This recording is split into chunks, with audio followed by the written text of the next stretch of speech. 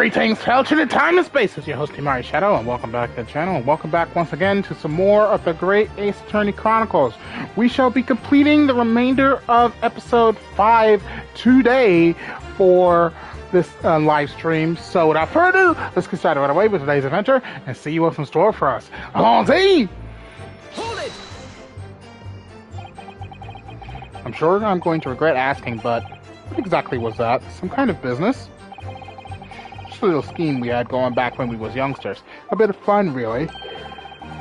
Delivering fresh milk to the locals. That's what it was all about. That sounds alarmingly legitimate. There must be a catch.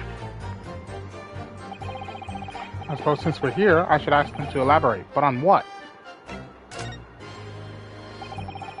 So this business was just a bit of fun, you say? It was just yourselves and Mr. Graydon involved? Yeah, that's it. Milverton and Skulkin's milk run, was it? Yeah, that's it. And where did the Milverton part come from? Oh right, I thought a clever clogs like you had worked that one out. That is... Enough of this! How much longer are we expected to listen to this drivel? Let me guess, you don't accept anything these two witnesses are saying? Tell me, why is it that it was only at the mention of the name Milverton that you decided to interject? But because well... They weren't the happiest of homes that one came from. Yeah, his old man was struggling for money so much, his wife walked out on him. She took the name Graydon then, see? But Ash will always be Milverton to us. Milverton. So that used to be your surname, did it? Of course not. This is all bunkum. I've been a Graydon since I was born. Do you really think you can rely on the testimony of these two thieves, You're a communications officer attached to the civil service. As such, your personal details will have been thoroughly checked at the time of your appointment. It would be a very simple matter indeed to subpoena those records, Mr. Graydon. Ah! Well, it would appear that Mr. and Mr. Skulkin's testimony has been reliable, for once. You were born Ashley Milverton, then. Is that correct? Very well. Yes. So Ashley Graydon was once Ashley Milverton. That information could change things. It could turn out to be extremely important. Ashley Graydon's personal profile has been updated in the court record.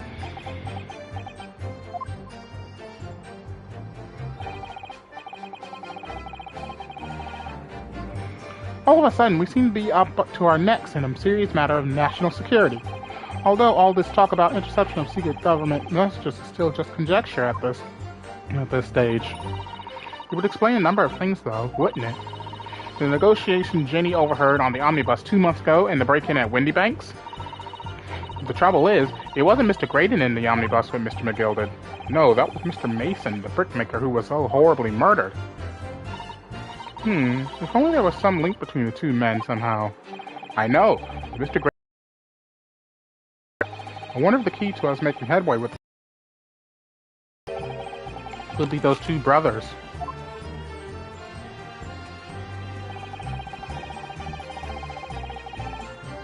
A link between the two cases.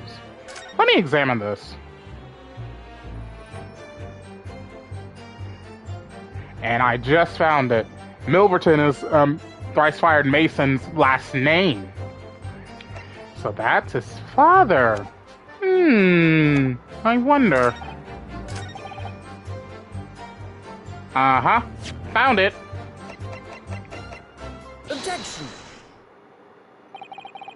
Mr. Ashley Milverton. Tell me, why did you try to hide your former name from the court? Because I haven't gone by that name for years. It means nothing to me. No, I don't think that's the real explanation at all. The truth is, you had a reason to hide that name. Explain yourself, please, counsel. I have here the notes from the omnibus case, my lord. And as we all know, the victim, the man who we know now understand to have been negotiating with McGilded, yes, Mr. Mason, the brickmaker. That's right. Only Mason wasn't his surname at all. It was his given name. His full name was Mason Milverton. Milverton? Do you mean to say, Saints alive? Mr. Ashley Milverton, is it not the case that the brickmaker, Mr. Mason Milverton, was your father? Ugh, I don't... As I believe I mentioned earlier, your family history will have been thoroughly checked when you join the civil service, and it really would take no time at all for the court to subpoena those records. The truth is, you have been illegally acquiring highly confidential government information and selling it on to McGilded in collaboration with your father.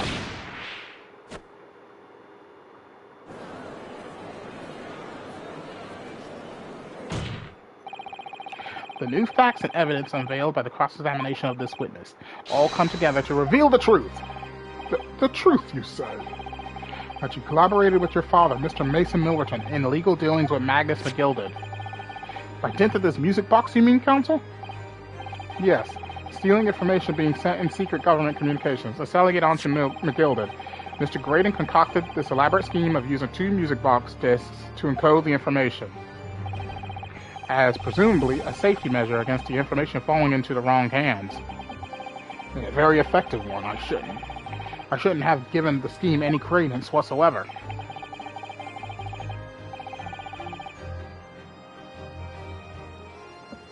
But the deal with McGilded was sour, and the brickmaker met his end. Yes, but before he was arrested, McGilded managed to temporarily dispose of the stolen disc at the pawnbroker.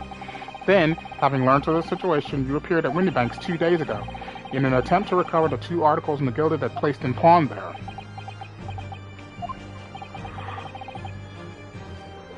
But that attempt failed. One of the discs was seized by the police, and the other you never found. So that same night, you enlisted the help of the Skulkin brothers and broke into the pawnbroker. This time, you determined to recover the second disc. Are you suggesting that the second disc was inside the music box? Eh? We never knew nothing about that. On the night that Mr. Windybank was killed.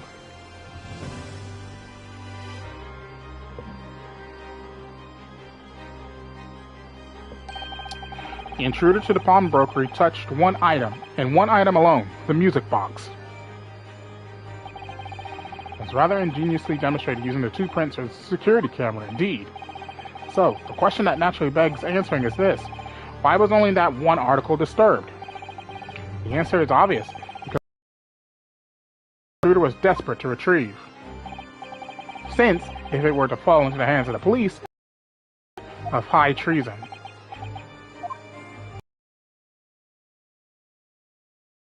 Do you deny that all of this actually began on that fateful night 2 months ago? I refuse to accept any of this nonsense. Sir, there appears to be blood seeping through the sleeve of your jacket. What? Ah! 2 nights ago, we know that 3 shots were fired at the scene of the crime in Windybank's pawnbroker. 1 took the life of the pawnbroker himself. 1 struck the pouch around Mr. Sholmes' waist. And the final bullet struck the calendar on the wall of the shop, having first pierced the arm of one of the intruders. Mr. Graydon, that wound on your arm that you seem to be trying to hide, it's a bullet wound, isn't it? He's got you now, me old China. Time to call it quits and croak, I reckon.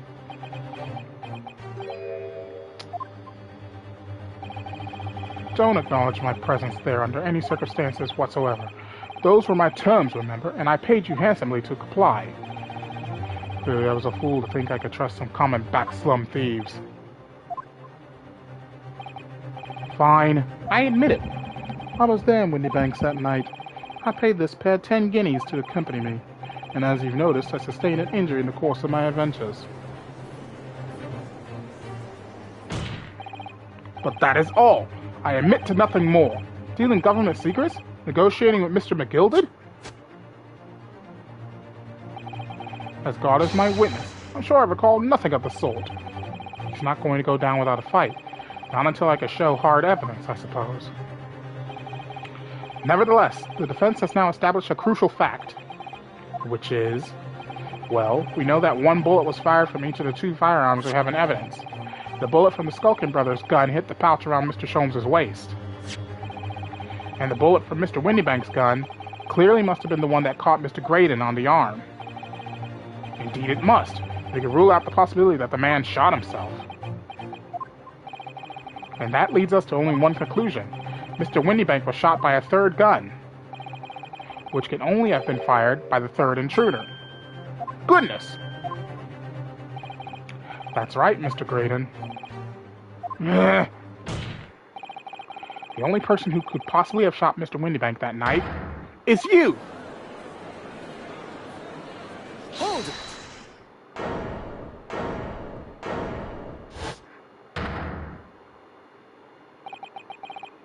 He's laughing. You little upstart. You made a grave mistake when you summoned me here. What? What's that supposed to mean? Yes, as you rightly say, I was there at the pawnbroker's. I did my best to hide the fact, naturally. I had no intention of ruining the distinguished career I'd built for myself at the communication station. But did the thought never cross your mind? Did you never consider the possibility? What? What do you mean? What thought? What possibility? The possibility that if I was there at the scene, I may have witnessed the crucial moment? You see, this makes me a key witness in this case, and I have my hands firmly around the neck of your client. What? Are you suggesting? I saw it all. I saw the very moment that pickpocket girl pointed the gun at that poor defenseless pawnbroker and shot him. What?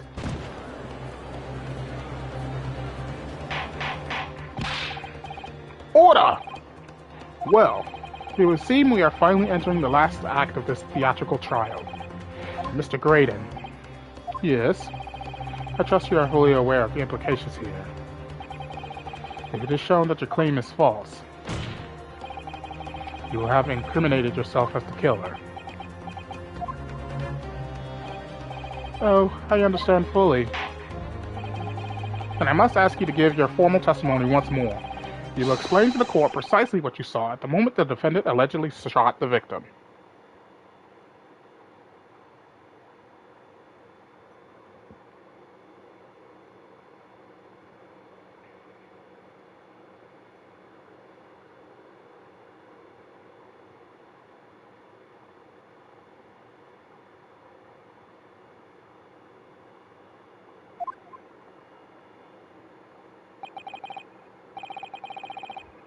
Nothing would give me greater pleasure.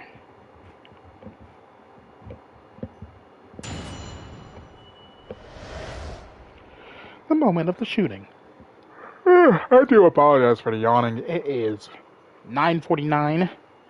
I wanted to live stream a little bit earlier today because yesterday I had the rude interruption of my uncle coming home early from work, and he was playing really loud music. I am so hoping that I don't get a copyright strike because I know my mic picks up a lot of noises. So I'm hoping I don't get a copyright strike from yesterday's live stream, but on the off chance he does come home early again and he's playing loud music again, I don't want that to pick up. While these ruffians were jostling with the broker, I was still near the entrance to the shop. When Windybank threw Nash over the counter, I felt a sharp pain in my arm. I pursued the man, but he shut himself in the storeroom. I could see him through the peephole in the door, though. The accused, in a black cloak, shot the man in the back as he was trying to flee to safety. I saw the blood splatter all over that wretched girl. Then she tossed the gun out of the peephole, so I picked it up and made my escape. Good gracious! This is quite extraordinary testimony. You claim, sir, under oath, to have clearly seen the defendant pulling the trigger.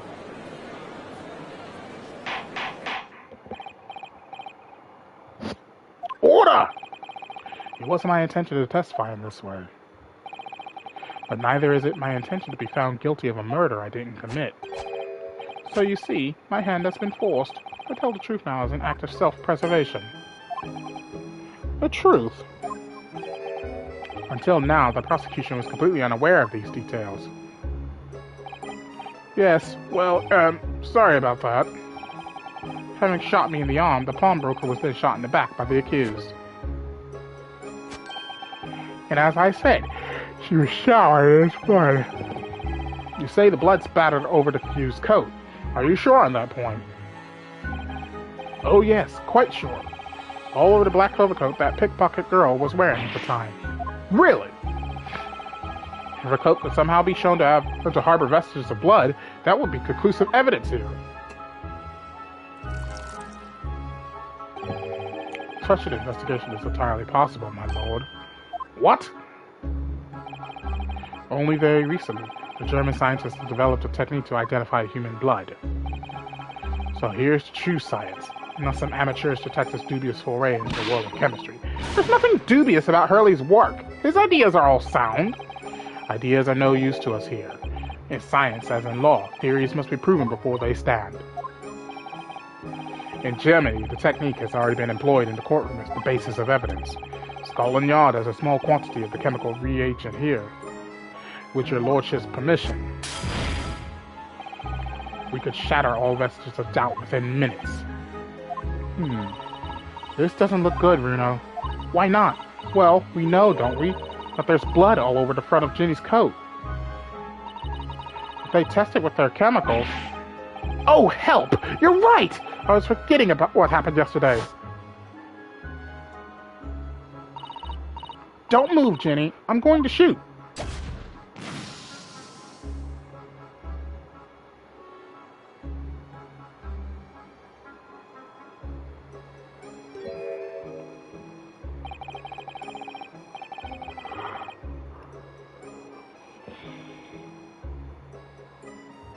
But that's not Mr. Windybank's blood. That stain is from 2 months ago. That's Mr. Mason's blood from when he was stabbed by McGilted, who was wearing the coat at the time. My lord, the defense objects to the test proposed by the prosecution. Overruled. Lord Van Zeeks, make it so at once. With pleasure, my lord. And while we await the results, the defense may proceed with the cross-examination. Once they find that blood on the overcoat, Gina will be... Counsel! Yes, my lord. Your cross-examination. Of course, my lord. If this cross-examination doesn't go well, if I don't manage to uncover some decisive evidence or a really compelling clue now, I have a very bad feeling about the outcome of this trial.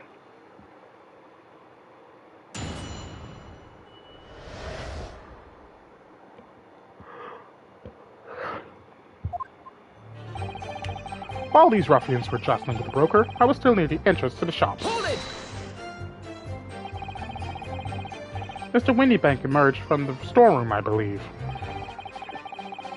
Ringo and Nash were scouring the counter when he suddenly appeared and flew down. He already had the revolver in his hand. Fortunately, I wasn't too close. I've never been so scared in all my life. Yeah, we're just your regular, mild-mannered burglars, that's all. We don't like violence. Says the pair who carry a gun. What do you mean when you say you were near the entrance to the shop? I was in the doorway, running my eyes over the shelves of forfeited items. Looking for the music box, of course. The broker went for Nash in the first place. Then Ringo joined in, making it 2 against 1, so I assumed they could handle the situation. But I was wrong. I was trying to help me little bruv, but the old geezer chucked me over the bloomin' counter. So I pulled me gun on the old fella, and that soon made him scupper. The pair of you setting upon the poor defenseless pawnbroker together? Shame on you! Sorry, Gav. When Windybank threw Nash over the counter, I felt a sharp pain in my arm. You mean that's the moment you were shot? Yes, though I didn't immediately realize what had happened, of course. Things crashed to the floor of the counter as the 3 men were brawling. It was at exactly that moment that it happened, so I didn't hear the gunshot. And the bullet went on to strike the founder in the wall behind you. So it would appear. When I looked at my arm, I saw it was bleeding badly, so I wrapped my handkerchief around it. Seeing as I couldn't explain what had happened to a doctor, I had no choice but to wait for it to heal. I didn't imagine it would still be bleeding 2 days later. Did Mr. Windybank intend to shoot you, do you think? Well now, Don't imagine he even noticed I was there, to be honest. Perhaps the gun went off accidentally. Anyway, it didn't quite strike home. When I pulled my gun on him, he tried to shove me out the way. And then he scampered through that door out back. At which point, what did you do? I pursued the man, but he shut himself in the storeroom. I could see him through the peephole in the door, though. Why would there be a peephole on a storeroom door? You mean you chased after him? I don't recall the reason why, but I ran after him to the back of the shop. And what about this peephole in the door you mentioned? Well, unsurprisingly, the storeroom's door a solid job, made of stout wood. Well, there's a small opening in about head height that lets you see what's what in there from the outside. Actually, I should know that, shouldn't I? I looked through it myself that night.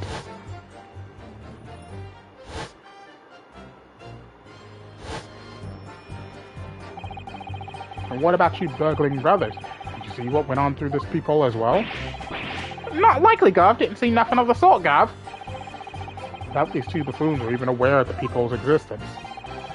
So the Skulkin brothers were there, but they didn't see the killing of Mr. Windybank take place. Inside the storeroom, I could see the broker and that young girl standing there.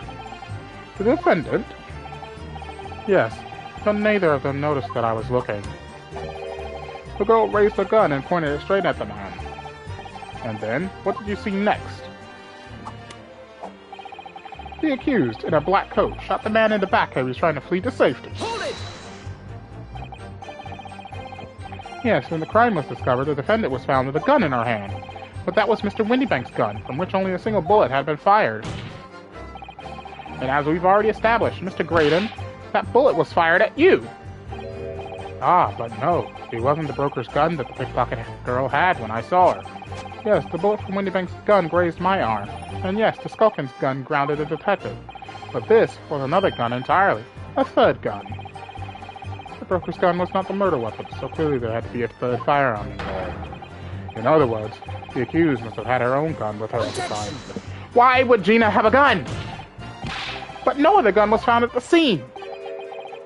Hey, stop laughing. Calm yourself, counsel. Sorry? You must consider the events in order. At first, I saw the broker and the girl glaring at each other, but then, all of a sudden, the broker turned to run, and it was at that moment that the little gutter rat shot him in the back. A chilling image, I must say. Man's lying through his teeth! I saw the blood spatter all over that wretched girl. All over her? Yes, through the peephole I saw it clearly. Of course, the stains are invisible now, what with the coat being such a dark color. But I assure you, that garment is sullied with the victim's blood. Well, it is sullied with blood, that's for sure. But it's not Mr. Windybank's blood, is it? No, that's right. It's Mr. Mason Milverton's blood from when McGill had stabbed him 2 months ago. It's so annoying. If they'd only accept Hurley's chemical analysis, we could prove that. But they won't, so unfortunately we can't use it as evidence to support our case. Bother. Then she tossed the gun out of the peephole, so I picked it up and made my escape. Hold it! Did I hear you correctly? She threw the gun out of the room? That's right. After the broker fell to the floor, she started walking over. Over where exactly? In the direction of the storeroom door, to where I was watching. Of course, I quickly retreated. And then, the girl dropped the gun through the peephole onto the floor on my side of the door. Well, why on earth would she do such a thing? I couldn't tell you. Perhaps she was hoping to distance herself from a murder weapon. Without thinking, I went and picked it up. I suppose I was worried about just leaving it there, in case any more tragedies took place.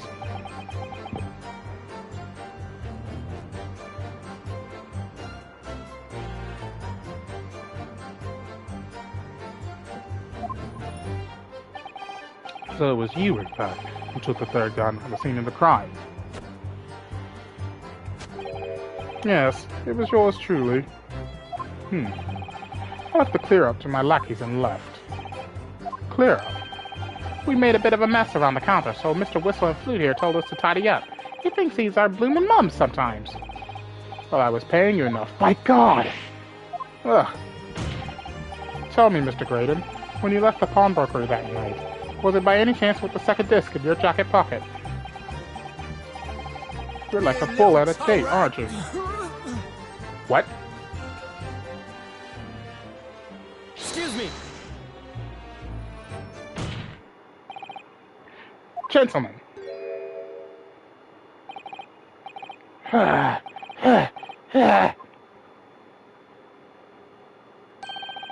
Something wrong, Sunshine. That should be my line. You do realize you were just vilely shaking Mr. Skulkin. Blimey, this dude's a bit of an hooligan, ain't he? What was going on just now? You saw him, he grabbed me whistle. Why the blazes, he said. Didn't you mention the third gun when we got you down to the station? And why didn't you? 'Cause we didn't know nothing about it. Or that flaming peephole in the door. Sorry about that. I can be prone to losing my rag sometimes. Not hurt, are you? Oh, blimey. See the way he's looking at me? I'm telling you, this dude gives me the willies. That inspector doesn't normally get quite as worked up as that. He wouldn't normally grab someone. No, that wasn't like Gregsy at all. He's normally all sweetness and light, no matter what I say to him. Yes, well, I think you might be a special... Well, anyway, that was definitely out of character.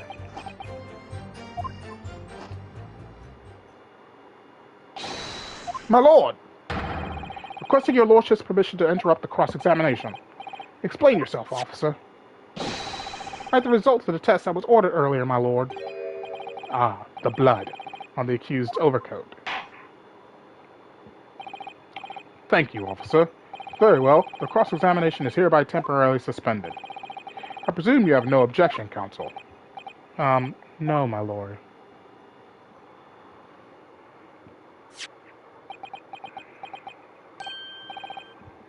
Well, there you have it. The report, please, Inspector. Yes, sir. Traces of human blood were found on the overcoat of the defendant, Miss Gina Lestrade.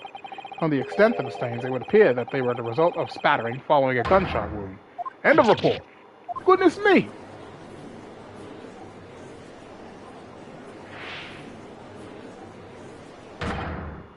See? What did I tell you? No, the blood in that coat is not Mr. Windybank's. What on earth makes you say that, counsel? The coat originally belonged to Magnus McGilded. Just before his coat was deposited at Windybank's, McGilded had fatally stabbed Mr. Mason Milverton, so the blood on that overcoat is the blood of the brickmaker from the omnibus case. Well, the dead cannot speak. Isn't that right, my Nepalese friend? Sorry? 2 months ago, in this very courtroom, did you not argue fervently for McGilded's innocence? And yet, now that the man is dead, you brand him as a murderer. Your conduct shatters any shred of respect you may have earned for yourself in this country. Ah, but that was... I call it a bally disgrace. Treachery, that's what it is. How to determine whether the blood on that coat is 2 months old or not? Even a stereoscope couldn't help the answer to that problem pop out. It can't be done! But... we use Mr. Sholmes' specially formulated chemicals. Mr. Sholmes is a detective, not a chemist! Would you put such faith in a chemical formula devised by me, for example, when I'm a communications officer? I held out Proshki to starve a boy, and he ran away crying. Herlock Sholmes was barely more than a figment of the public's imagination. His name carries no weight in this courtroom. No weight at all. How could you say that? Victory is sweet indeed. This proves that my testimony is the whole truth from start to finish. How do you arrive at such a conclusion, sir? As the witness said, the accused's coat was spattered with the blood of the victim. The only way Mr. Graydon could possibly have known that fact is if he saw it happen. In other words, his testimony is solid, and the conclusion is singular. It was the accused who shot the victim in this case. That is the whole truth.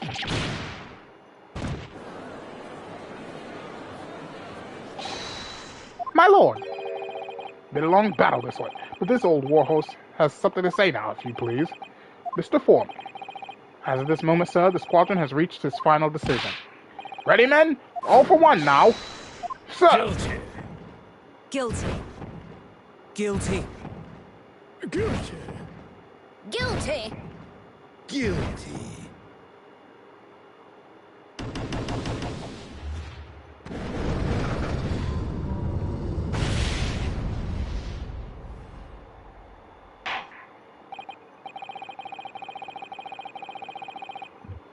Well, it appears the ladies and gentlemen of the jury have reached a unanimous verdict.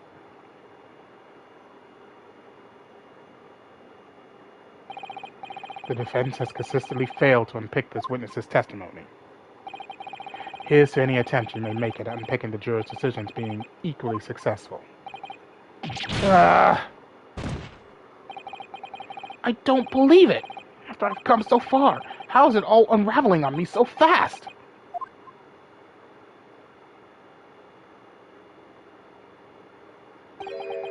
How very distressing to be held in such low esteem.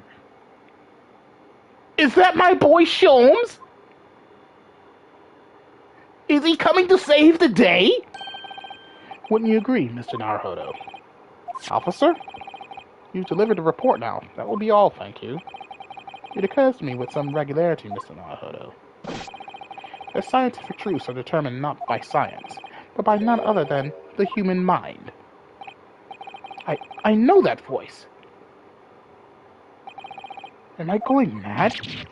Ah!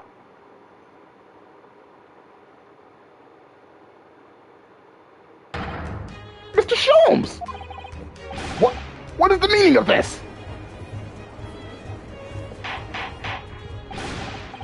Order! What business do you have here, detective? The last I heard, you were recuperating in hospital. As well I would be, had I not been set upon an errand. What errand? Hurley, it's really you! You're awake at last! Yes, good day, Iris. I appear to be rather late to rise. My apologies. Now, my lord, if you will humour me. In what manner, sir? I have something of great importance I wish to give to the young lawyer over there. I need no more than 5 minutes. Would you be so kind as to spare us the time? What say you to this, Lord Van Zeeks? This trial has taken many hours of the court's time, having spent so long already. Exactly, having spent so long already, we don't want to go wasting any more precious time! As I was saying, having spent so long already, it would seem churlish to deny the defense a mere 5 minutes. Huh? Very well then. Counsel, you have 5 minutes. My dear fellow, I apologize for my tardy arrival. Mr. Sholmes, are you alright now? Alright? I'm all wrong! Sorry, I've only just managed to summon the strength to stand, man. I asked the judge for 5 minutes. But I fear even that may prove too much for me. Pray forgive me should I pass out. Let's make this discussion as short as possible. Hurley, this place is full of idiots. None of them can see how wonderful your chemical blood analysis is. Ah, well, that concoction of mine was really just a bit of sport to assist me in my investigations. Never took the trouble to refine it for appraisal by the scientific community. An oversight on my part. Right. Modesty? Surely not. Enough of that. I'm here to give you this, my dear fellow. What's that? The lavender Furoshiki wrapping? A leaving present from Miss Susato. From Miss Susato? If possible, matters were to be settled without me giving you this. Those were instructions which she asked me to do her this favor. I don't understand. Miss Susato foresaw today's events, I believe. She knew that the culprit would attempt to escape justice by means both devious and underhand. Now that you, Mr. Naruhodo, fighting fairly as you are wont to do, would find yourself in considerable peril. At that very moment of crisis, you were to be given this small parcel. Those were the dear lady's instructions. A leaving present from Susato-san? Whatever could it be? What is this? Oh, it's the machine I made. Ah.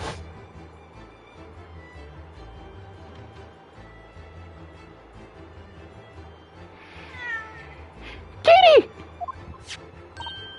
Look, I use this. It's my latest invention. What is that? I call it the cat flap-o-matic. It can make a cat flap for a little furry friend like Waggy in seconds.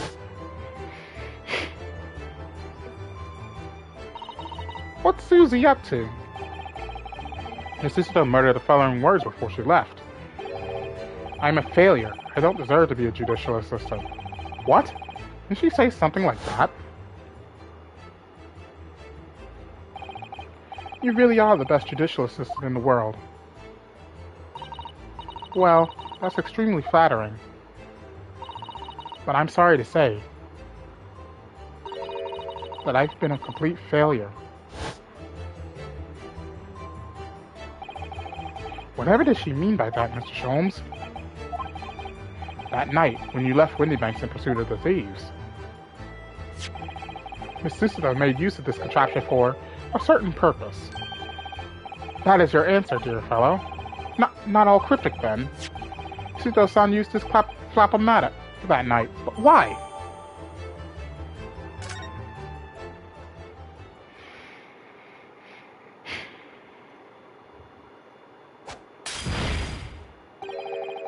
Your 5 minutes is over.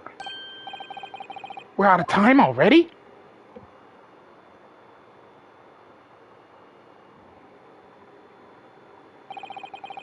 I'm grateful to you for affording us that brief recess, Mr. Reaper. I need no thanks, Detective. After all, the die is cast. Is it really? The jurors are unanimous in their leanings. No doubt my learned friend would consider a summation examination. But any attempt to alter the verdict now would be utterly futile. I wonder. Mr. Naruhodo! Yes? Dear fellow, what is your plan? The rest is down to me? I need to be careful here. If I make a wrong move, the trial will end badly. My lord, the defense requests further cross-examination. Further cross-examination. The jurors have spoken. Protocol dictates that you may not cross-examine a new witness now. The defense is not asking for the cross-examination of a new witness, rather to continue with one of an existing witness. What? It appeared that a rather important detail has escaped your attention, Mr. Reaper. My lord! Requesting your lordship's permission to interrupt the cross-examination.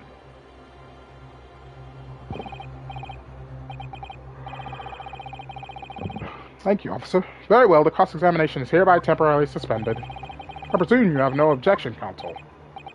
No, my lord.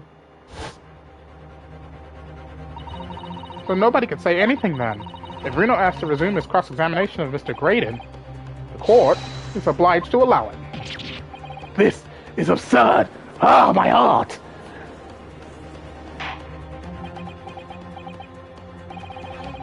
I'll remind those present that this is my courtroom. I concur that the defense is entirely within its right to request a continuation of the cross-examination. However, I will not permit an unremitting protraction of these proceedings. Therefore, I have decided to afford the defense one final opportunity in concluding the cross-examination. Counsel, you must choose but one statement from the witness's testimony, and but one piece of evidence to present in support of your argument against it. A single chance to present evidence? If, following that, the situation remains unchanged, I shall move to adjudication. Is that clear, counsels? You'll not press the witness any further, my lord. Yes, my lord. A single statement and a single piece of evidence. Most generous. Well then, Mr. Naruhodo, it's high time I fell in a dead faint. I leave this in your capable hands.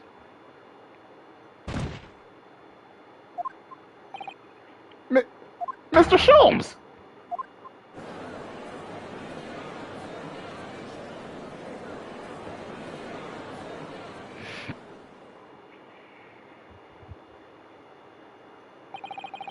To stand so insouciantly before the court in a state of such high fever, either man has extraordinary strength of mind or an extraordinary lack of feeling.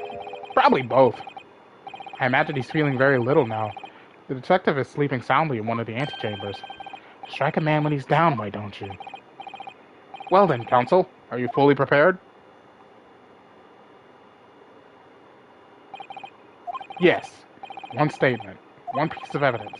I won't let Mr. Sholmes down. Or Iris. Woo! Slap them cheeks! And I won't waste this final chance that Susuno-san has given me. This is going to decide the entire outcome of the trial. Very well then. Under the terms I have outlined, you may resume the cross-examination.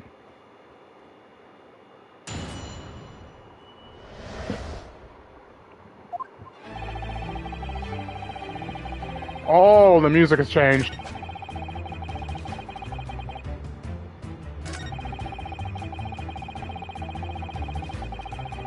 Peephole. Why would there be a peephole in the storeroom door? Objection! That doesn't make sense. What on earth is that eccentric contraption, Counsel? Ooh, it's my cat flap-o-mat, my lord. It makes a way for cats to get in and out of a room. It can cut through any door you could think of, and make a new door in the middle of it. That's right, my lord. This is a device for creating so-called cat flaps. Small doors for cats to come and go as they please without their owners having to open the main door. I'm sure we can all work that out for ourselves. But that cat-lover's contrivance has no possible relevance to this case. Oh, really? Of course it doesn't. To start with, there was no cat flap in the pawnbroker's door. Not being a keeper of cats myself, I'm afraid I fail to see what this has to do with the matter at hand. Perhaps it would help if I described its function another way, then. This contraption is able to create a peephole in any door you can imagine in practically no time at all. I beg your pardon. A peephole, you say? 2 nights ago, we arrived at the scene only minutes after the murder of Mr. Windybank had taken place. That's right. According to the paperwork at the yard, it was you, your Japanese assistant, and Schultz. Yes, the 3 of us were together, and it's recently come to my attention that my assistant made use of this device at the time. Your assistant did what? There was a peephole in the storeroom door. I can attest to that. Because I looked through the peephole myself, in order to see inside the locked storeroom. This is ludicrous. What are you trying to say? Of course there was a peephole in the door. I said as much in my testimony. How else could I have witnessed a crime, for pity's sake? Yes, how could you? What? Counsel, kindly say what you mean. Alright, it's time. Time to strike the final blow.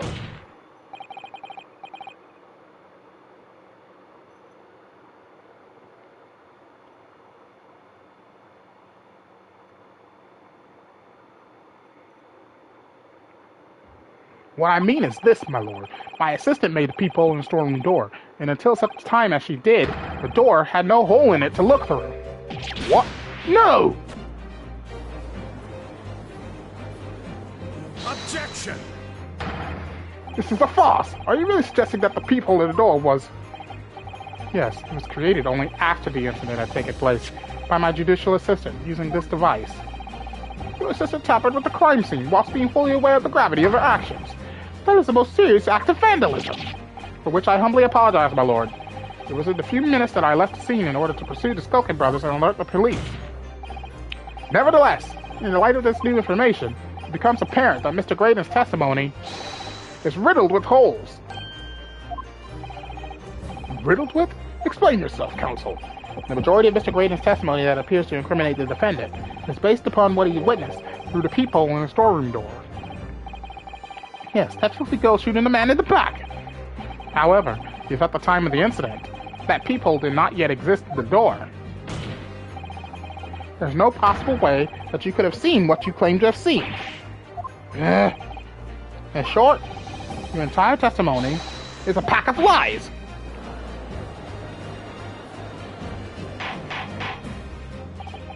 Order! Is there any credit to this revelation? None whatsoever, as my learned friend must surely realize. Exactly, this is just some cheap trick designed to discredit me. I'm afraid not, sir. Of course it is. You seriously expect people to believe that plaything could cut through a solid wooden door? Oh yes, I designed it to be very powerful. It can cut through even the toughest of doors. That's absurd. I don't believe it for a second. Ha! I had a feeling you'd say that. What? Waggy! Cooey! Time for dinner! She cut through the doors of the courtroom! That's funny! Kitty! Well? Huh. Young lady, this is the Old Bailey! One does not make cat flaps in the oak paneling at the Old Bailey! I'm not done yet, don't worry. This doesn't mean that the peephole in the storeroom door at Windybanks was made by your machine. And there's no way you can prove that it was. No, but it's easy. What? Cat flaps my cat flap-o-mat creates are all of a fixed size. The dimensions of the peephole at Windybanks are an exact match. Ugh! Hehe, old Silky's lost her words. Excellent work, Iris. Thank you. And now it's my Lennis-treated friends tend to be lost for words, I feel. I believe your judicial assistant has already left the country for your Eastern Island home. Well, yes, that's true. You may have some difficulty in establishing all of the facts. For the sake of argument, let us assume the people has dimensions that are a perfect fit for this contraption. In that case, when was the people cut? The prosecution demands proof of your answer. Ah! What is the purpose of your line of inquiry, Lord Van Zieks? It's very simple, my lord. The defense argues that the people was created after the incident using this device, and now that the perpetrator has returned to her native land, she cannot testify to the fact. There is no proof. And for as long as the defense remains unable to prove when the people was made, my learned friend's claim amounts to nothing more than a baseless accusation. What? Indeed, that is so, Lord Van Zieks. Well, counsel? Don't give up now, Bruno. This is the time to create your own opening and force your way through. I don't know if I could do this, but I do know one thing. Susuo-san is the greatest judicial assistant in the world. Very well. The counsel for the defense will present evidence to support the claim made. Proof that the peephole at the door of Whitney Bank's storeroom was created after the event, and not before.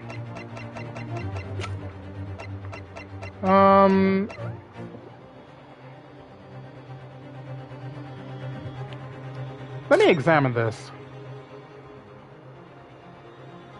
Ah, there's no peephole on the door. There's no peephole on the door. It would have been right here. So by the time Gina showed up, there was no peephole. There was no peephole. Take that! What are you? I'm printing from that detective's infernal cameras again. My judicial assistant, Miss Susuto Mikotoba, is an extremely intelligent and capable woman, which is why I never had any cause to doubt that she would have considered this scenario and made sure I had the necessary proof. And the necessary proof is this photographic print, counsel. This print shows a scene in the shot moments after the defendant entered the premises. Agreed. It also shows the accused mercilessly wielded a gun in the direction of the defenseless broker. But more to the point, it pictures the storeroom door in the background. Let me see that print again. I don't believe it. This really is quite remarkable. The door to the storeroom is completely devoid of the people of any description. Mr. Graydon, you couldn't possibly have witnessed the crime as you claim to have done, because at the time it happened, there was no peephole in the door. Ugh. In other words, your testimony is a catalog of lies.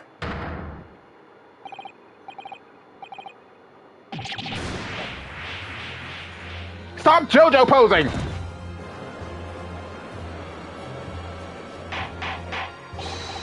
Order! I am satisfied that the defense has substantiated his claim beyond all reasonable doubt. This witness's testimony was entirely fallacious. That's not the only thing we know now beyond all reasonable doubt. My learned friend's assistant's guilt can no longer be denied. The woman tampered with a crime scene. But more importantly...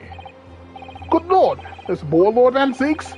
The defense may have established a reprehensible instance of perjury. But that is no proof that this man is the victim's killer. Yes, that's right. What? I was there at the scene. It's true. And I was shot in the arm. It's true. That's all. Yes, in fact, if you look at the circumstances, I am the victim here. Oh, please. No! I don't believe this. They're right. As it stands now, I don't have any definitive proof that he is the culprit. Still, he can't worm his way out of it now. Iris, you know what they say. There's no point locking the cat's door after the cat has bolted. Isn't that right, Bruno? As Hurley always says, one lie begets another. No, wait, that might have been a line I wrote for him in one of my stories. Well, no matter who said it first, you're right.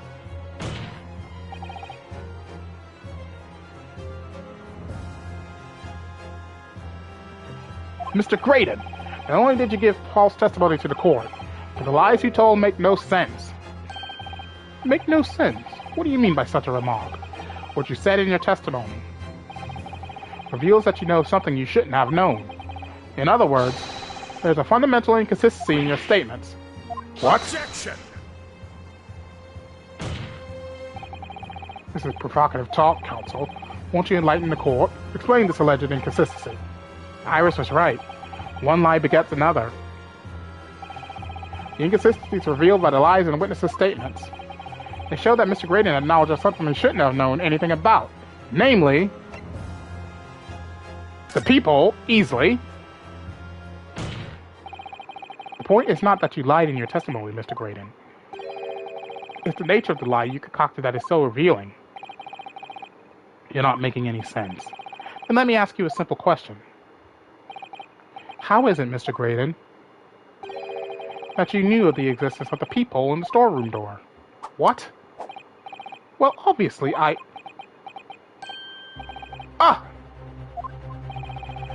the cat got your tongue, witness? The peephole in the door was made after the incident occurred.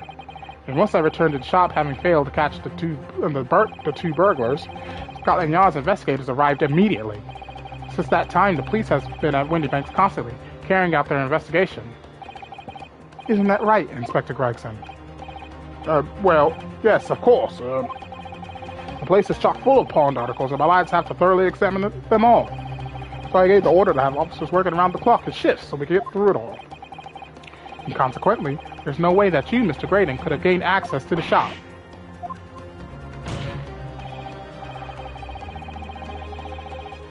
Therefore, you should have known nothing about the peephole in the storeroom door. For the fact that its existence forms the basis of your testimony is completely inexplicable. Objection! And yet, the fact remains that Mr. Graydon did maintain that he witnessed the crime take place through the peephole in the door. How on earth is that possible? Could I have a word, please, Lord Van Zeeks? Speak, Inspector. It's just that I really ought to be getting back to the station now to put in my report. There's really nothing more I can add to this testimony, so if it's all the same to you... Permission denied. Oh. It's not all the same to me, Inspector. Not at all. You remain exactly where you are until this trial concludes. Of course, sir. Mr. Graydon. You shouldn't have known about the existence of that peephole. Which can only mean that you must have been informed about it by somebody else. Objection! Stop there, my learned friend. You realize, I trust, that the words you just uttered have extremely serious implications. Yes, but the defense believes that the details about the case that Mr. Graydon claims to have seen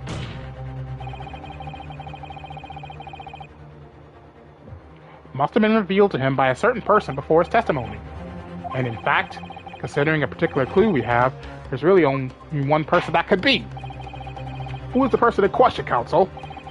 Who gave this witness details of the crime scene to facilitate his false testimony? The only person that could have. Inspector Gregson. The truth is, it could only have been you, Inspector Gregson. Me? You had better have some proof to substantiate such a rash claim, my learned friend.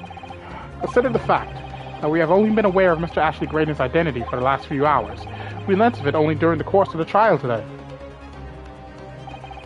Indeed, preparations for her testimony were made with great urgency during our hour-long recess, while the police executed subpoena and brought the man here from the communications station.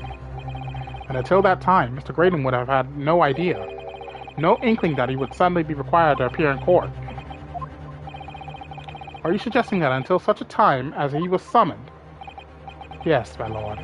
Until then, it's reasonable to assume he knew nothing of the peephole.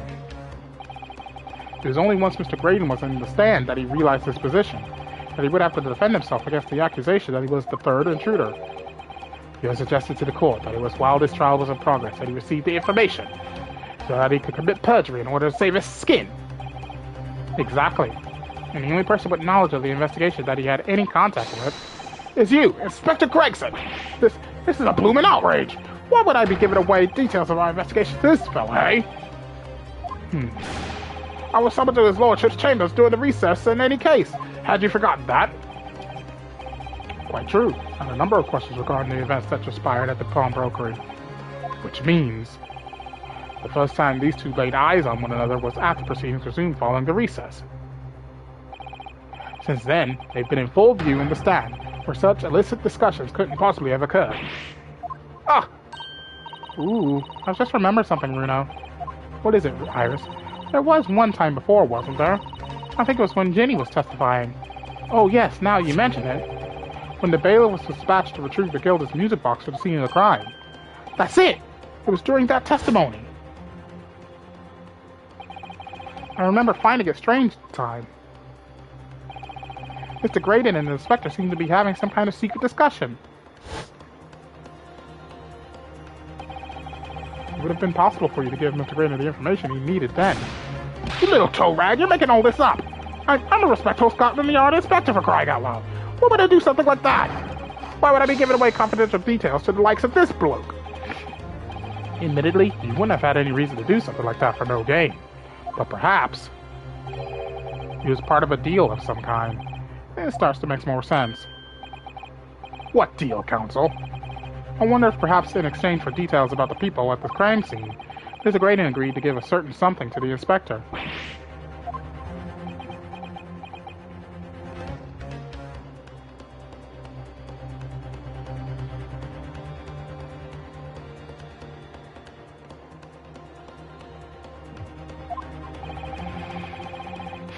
I'm sure I need not remind the inspector that, if found to be true, striking a deal of any kind with a witness would be considered a gross case of maleficence. Well, It's becoming clear that jumping in with accusations is this new student's specialty. I don't do that! But with the stakes so high, the prosecution is not prepared to list the baseless charges. It is incumbent on the defense now to present evidence in support of this diabolical claim. Evidence? Just what are you proposing that the inspector demanded of the witness in return? The court must see proof of this alleged deal.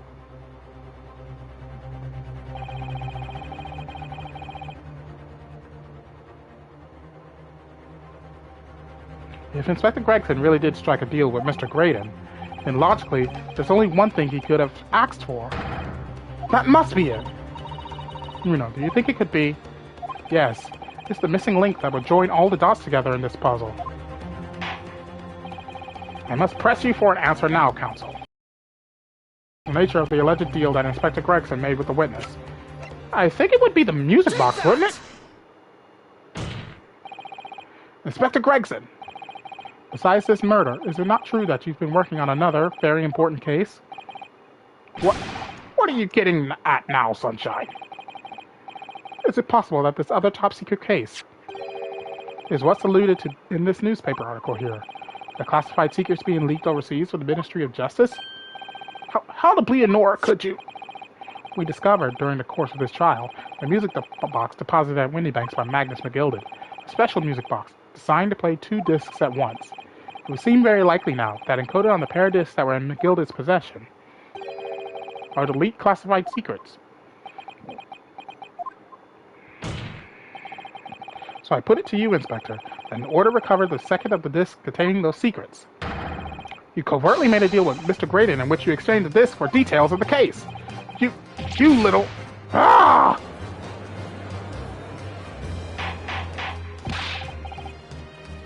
Order! On the day of the incident, when we met you at Windybanks, you said this. I'll be taking that whatever it is of McGilda's down to the yard, thank you very much. So hand it over. No, don't. Don't give it to him. It's mine, that is. Mine! I'm sorry, miss, but anything belonging to McGilded has to be taken in as evidence now. Scotland Yard already knew at that time, isn't that right? That Magnus McGilded was involved in the stealing of government secrets. My orders were, cover the medium used to convey the secrets leaked from the ministry, and do it on the QT, strictly hush-hush. And that explains why, when I presented the disc as evidence to the court, you objected so heavily, I presume. Because you knew that it contained highly confidential information. Blimey, not likely! I mean, I wasn't that sure of it myself! I realized there was a possibility, that's all. Inspector, surely you're not saying that in order to acquire the second of these music box discs, you did indeed reveal confidential details of the crime scene to the witness, to aid and abet this man in giving false testimony. There's no other way that Mr. Grading could have known of the existence of the peephole. It's the only explanation. A deal was struck between these two men. Objection! If, and I stress if, this sobering assertion turns out to be founded in truth. It would mean that the second disc is, as we speak, here in this very courtroom. Wait, what? In this room? How could you possibly make a claim like that? Because Inspector Gregson is a Scotland Yard detective. What? What's that supposed to mean, eh? As a seasoned policeman, the inspector will have approached his alleged deal with caution. Certainly, he would not have accepted a gentleman's agreement in this matter. No, he would have insisted on having the article agreed upon in the palm of his hand. Good gracious! Then you mean to say, Inspector Gregson already has the item in question in his possession? He has the second disc actually on his person! The first demands that the inspector is searched at once. Definitely! They could only have struck a deal with each other when Jenny was testifying before. And Gregsy hasn't moved from the witness stand since. Oh Lord, please, I want an examination of his personal effects immediately. Well, Inspector?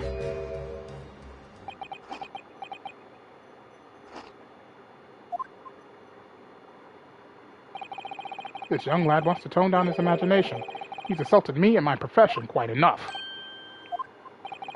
However, if it'll put this matter to bed and dispel any doubts about my involvement, then I'll happily submit to a body search. What? He's going to agree to it? I presume you're aware of the precipice on which you now teeter, my learned student friend. You've made a most serious allegation against Scotland Yard here. If, following the search of the inspector's personal effects, no disc is found, you will be deemed unfit for court service. This trial will end, and my country's government will formally demand of yours that you are severely reprimanded. That sounds serious. Indeed, if a visiting student makes such defamatory remarks about our country's most senior police force, it is not something Her Majesty's government will be able to overlook. You're just threatening Bruno because you're scared. The accusation is beyond serious. You must be prepared for grave consequences. It's true. I can't imagine Gregson would have accepted a gentleman's agreement for something so critical. The disc must have physically changed hands, which means the inspector should have it. But somehow, something doesn't feel quite right here. Very well, counsel. You know the implications, so let me ask you one final time. Yes, my lord. Do you still persist in formally requesting a search of the inspector's personal effects?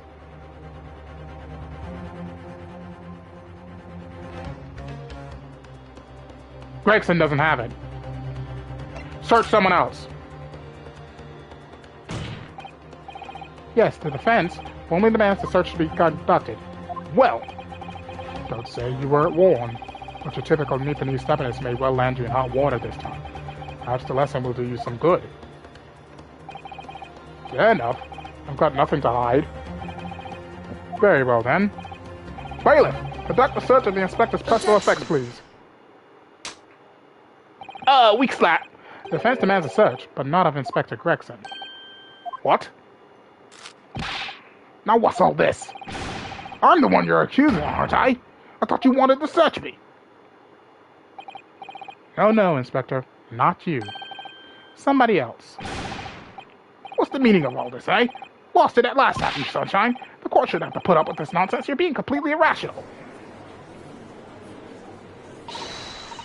Be quiet, all of you! Who said that? Iris. Bruno's doing what you all told him to do and having the courage of his convictions. So you should respect that and listen to what he has to say in good faith. Because that's the British way.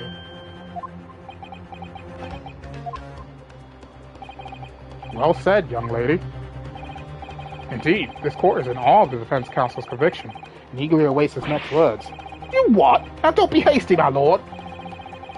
I'm not being mistaken about the things I've seen in court today, I'm fairly sure that I know who has that disc at the moment. There's only one person it can be. Counsel, whom do you request this search now? I would like to say it's this guy, because Gregson attacked him earlier. So during that time, he could have easily pocketed the second disc on his person while he was attacking him. Take that! Of, my lord? Mr. Nash Skulkin. Well, I never. Eh? Blimey! Me? Him? Very well then. Bailiff, restrain the witness and conduct a thorough search of his personal effects. Please, my lord. Inspector. Scotland Yard, has to object to this search. Objection! Why do you object? Unfortunately for you, Inspector, your objections carry no weight here. Eh? This courtroom, only the prosecution and defense have the authority to object. But Lord Van Zeeks! I have no idea what forces are in play that might influence your actions. But personally, I have no intention of obstructing the course of this trial. Ah! Bailiff, carry out the search. Now hold on a mo. I don't know nothing. Nothing about no disc. Cut it out! Ah! Here, my lord! In the witness's pocket! I found this! Good lord, that's... another music box disc. I don't know nothing about it. Nothing!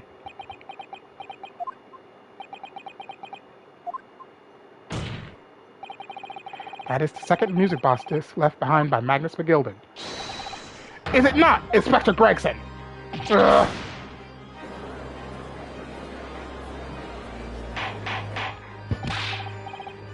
Order! Mr. Skulkin, what have you to say for yourself? Gordon Bennett! Just Gordon Flamin' Bennett! That's why I didn't know nothing about that disc. Honest to God! Counsel, would you please explain what exactly is going on here? The alleged deal that was struck was between this witness and this detective, no? Without question, my lord. Then for pity's sake, why on earth was this man in possession of the disc that the inspector traded for information?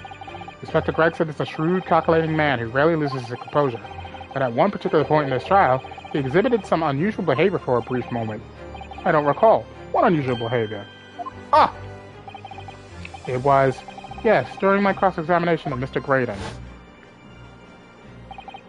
Tell me, Mr. Graydon, when you left the pawnbrokery that night, was it by any chance with the second disc in your jacket pocket? I admit to nothing of the sort.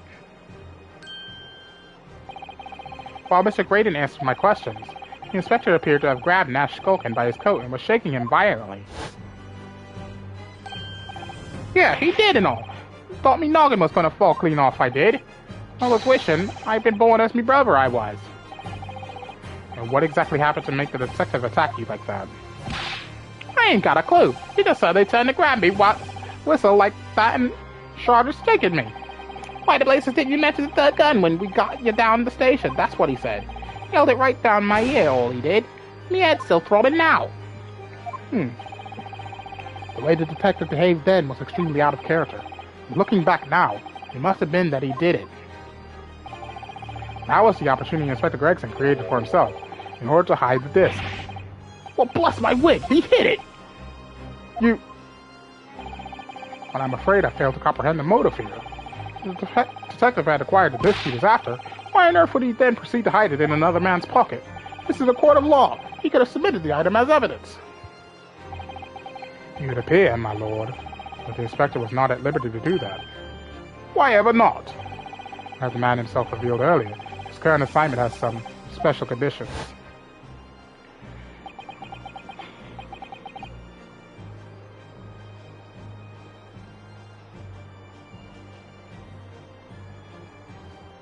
My orders were, recover the medium used to convey the secrets leaked from the ministry, and do it on the QT, strictly hush-hush.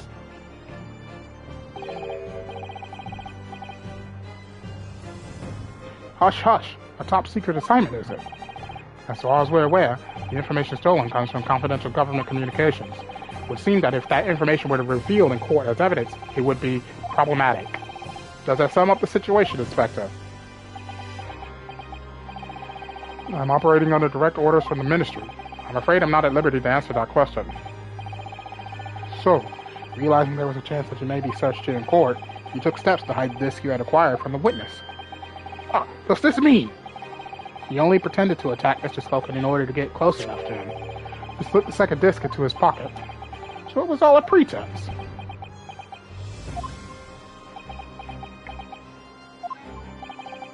Well now, Inspector Gregson. And you, Mr. Graydon. Are you prepared to admit to the accusation made against you of this alleged deal?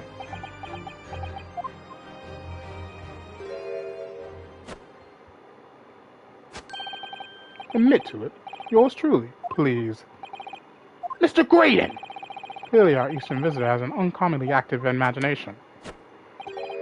However, there's no proof that I passed that disc to the inspector. But then, how do you explain the reason why you knew about the people? I'm under no obligation to explain. What? Yes, I lied in my testimony. That I admit, so sentence me accordingly. But that is all I admit. Murder? Leaking government secrets? Striking a deal with the detective? All of it is this young Eastern man's fancy. I have no idea what any of that is about. What?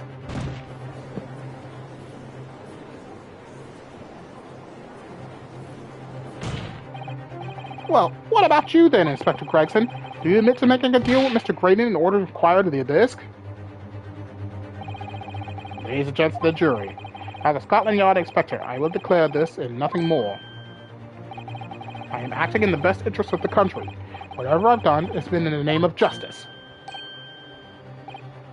So, as members of the public of this fine country, I'd like to think that justice will be your guiding light when you're making your decisions.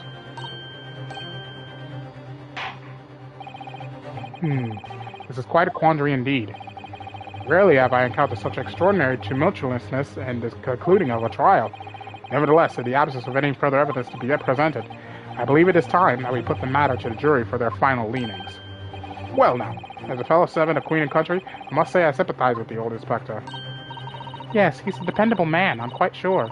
In service, one becomes a good judge of character.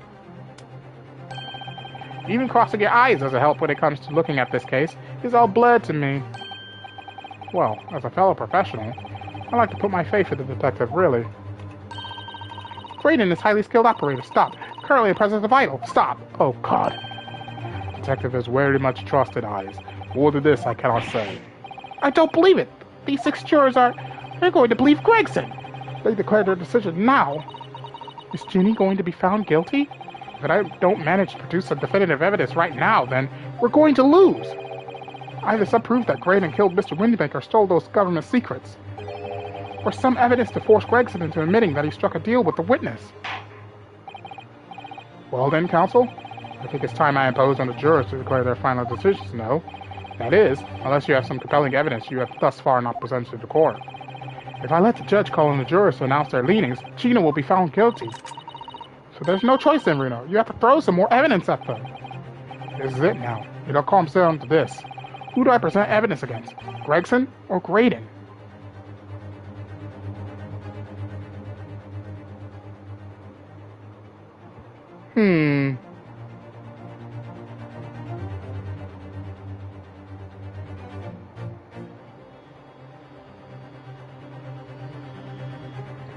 What evidence could be used against them?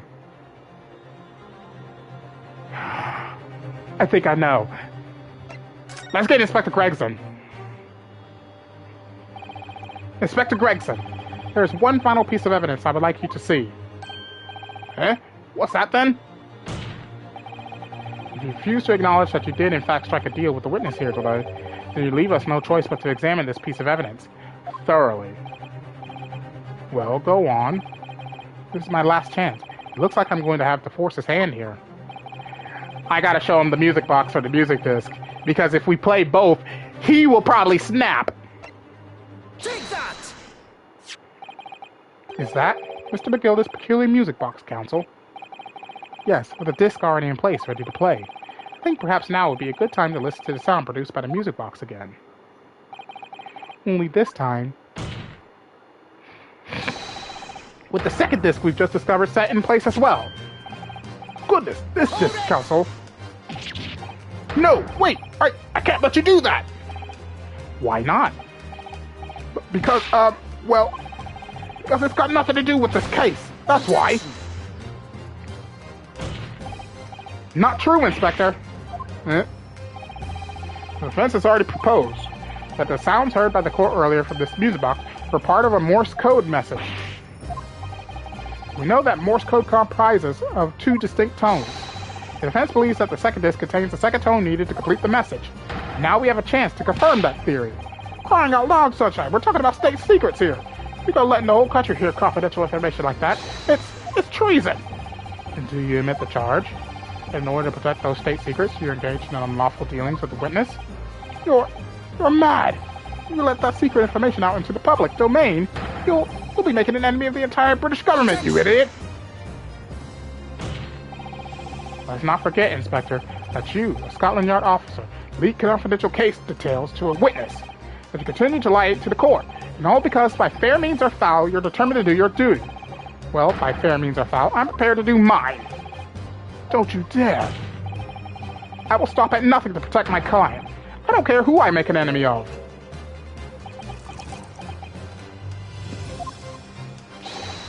My lord, if you please, the court must hear the sounds made by that music box.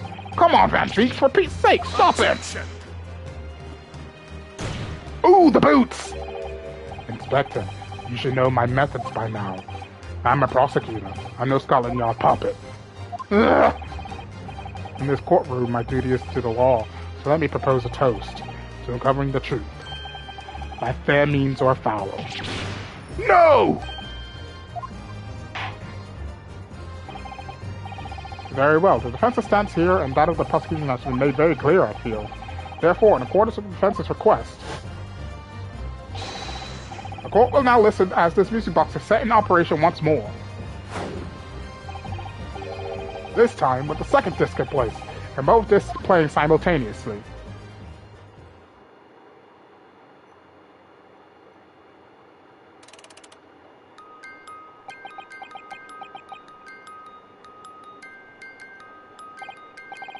Oh, listen to that! It's unmistakable now. It's Morse code! Alright, I admit it. Whatever you want. But for the love of God, shut that bloomin' box up!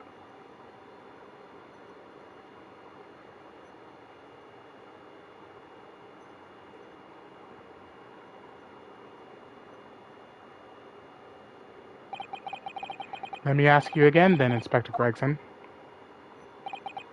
Did you, or did you not, strike a deal with the witness next to you in the stand, Mr. Ashley Graydon? Specifically, did you furnish the witness with confidential case details in exchange for this music box disc?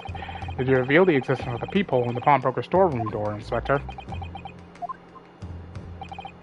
I did. Stop! What are you doing, man?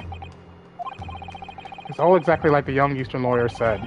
When the trial resumed at the recess, and we were stood here in the stand together, that's when he approached me with the deal. Shut up, you imbecile! Shut up! Psst, you there. You're the detective who turned up at the pawnbrokery the other day, aren't you? I may have something you're looking for, Inspector.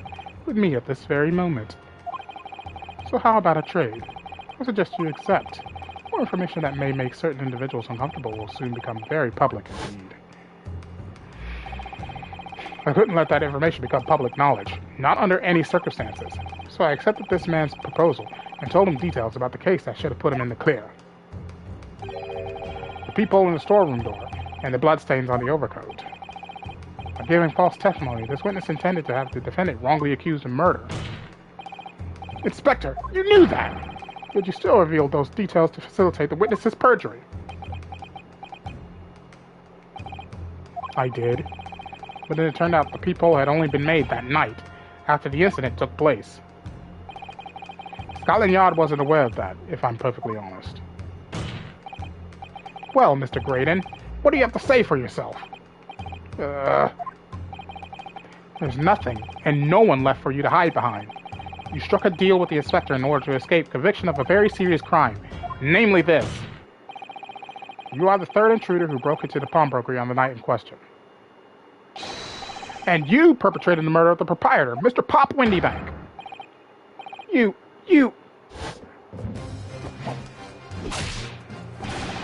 Traitor!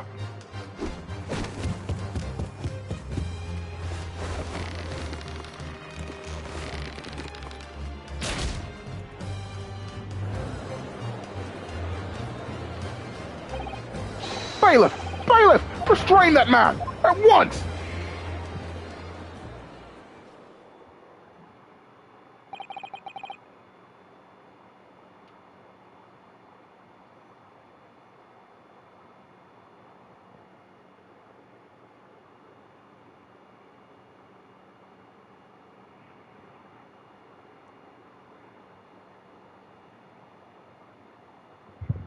That's it then. It's all over.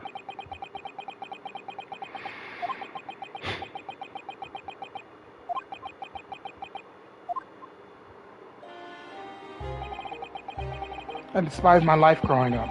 Those slums are vile places. I was cursed from birth, born into poverty, the son of a penniless artisan. My parents did nothing but quarrel all day long. What little money they had was never spent on me.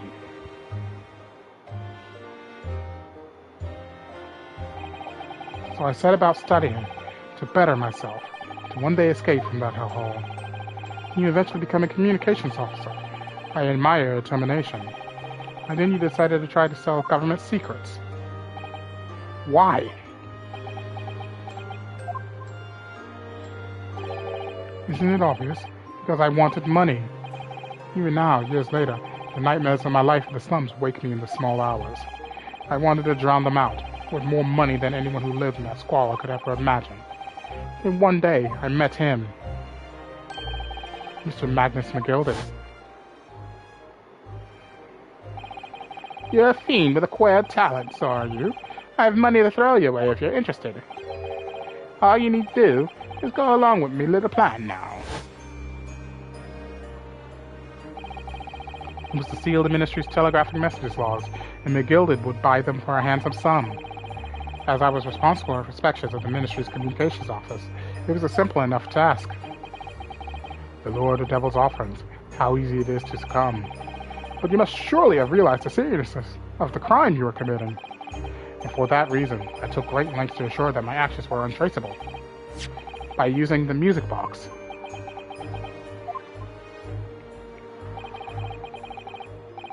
My father was a brickmaker, though my mother divorced him when I was still a child. Yes, Mr. Mason Milverton. That's right. He was very skilled with his hands.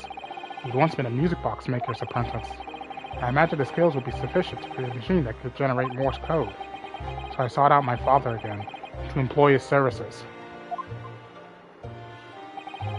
It was the first time I'd seen him since I left the slums 10 years earlier.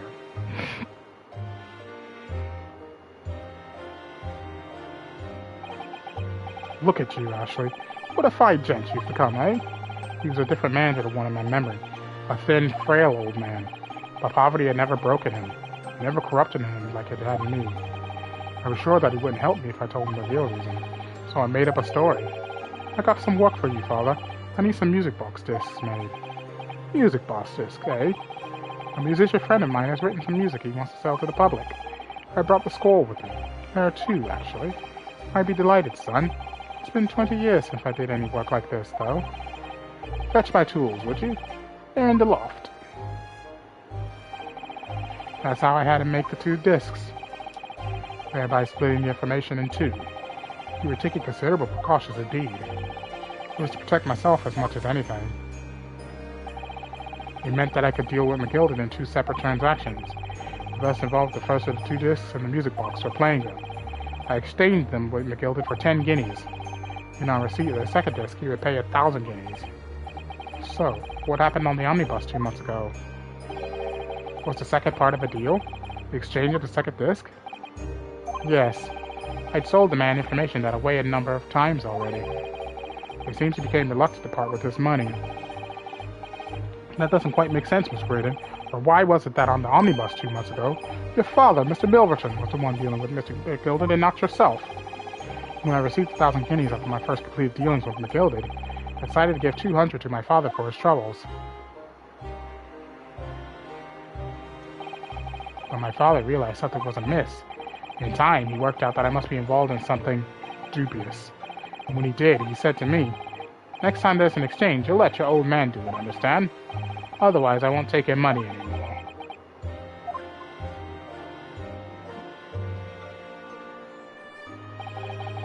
That was my father's way of dealing with it, I suppose.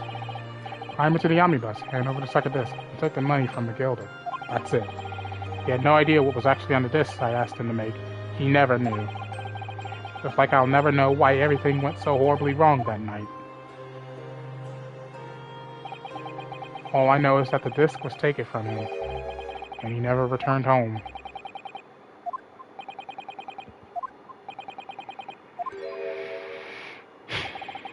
It was only then that I found out what sort of a monster McGilded really was. So for 10 years and not once uttering it, I swore on my father's name.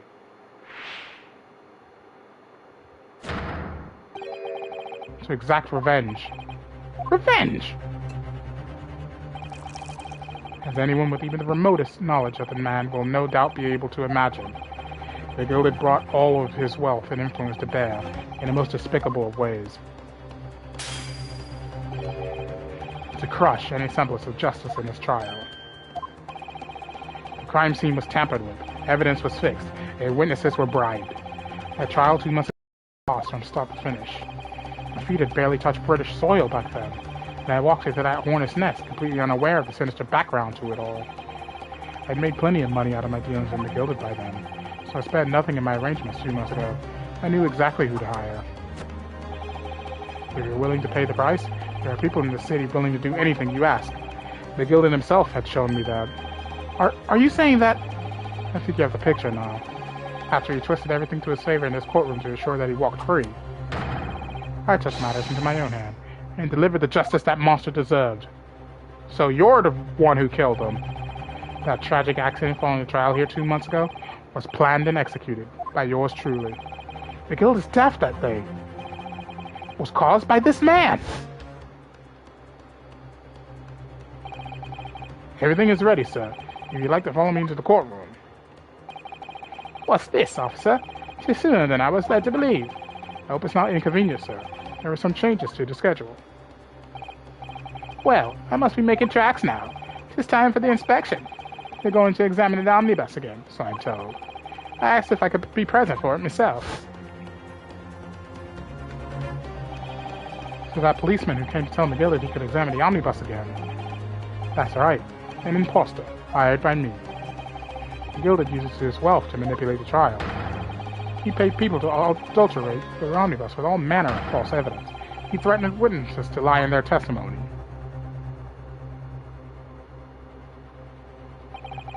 So I gave the man a taste of his own medicine.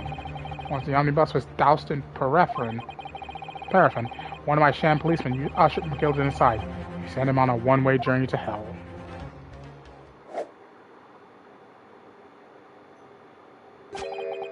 An eye for an eye. That's how I avenged my father's death. A spine-chilling account indeed. But that wasn't the end of it for me. There was a loose end, you see. A loose end? Yes, I should think it's obvious. The second disc, which my father had taken to exchange with McGilded. Ah, yes. There was indeed no mention of it in the man's trial 2 months ago. Purely because it had been removed from the scene of the crime. When I realized it was missing, I remembered something. Something from the first time I dealt with McGilded.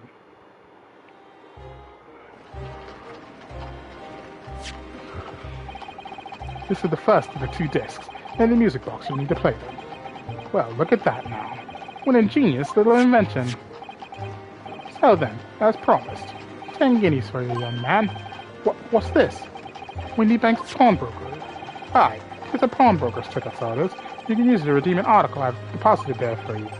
There's no need to give a name, just hand over the ticket and tell the fiend the watchword. I put a jewel in pawn for you. It'll fetch a good 10 guineas if you sell it, so it will. Never heard of a pawnbrokery being used in quite that way before. Have you not, Mr. Graydon? And those pawnbrokeries are very useful places, you know. Each one is like an extremely secure vault.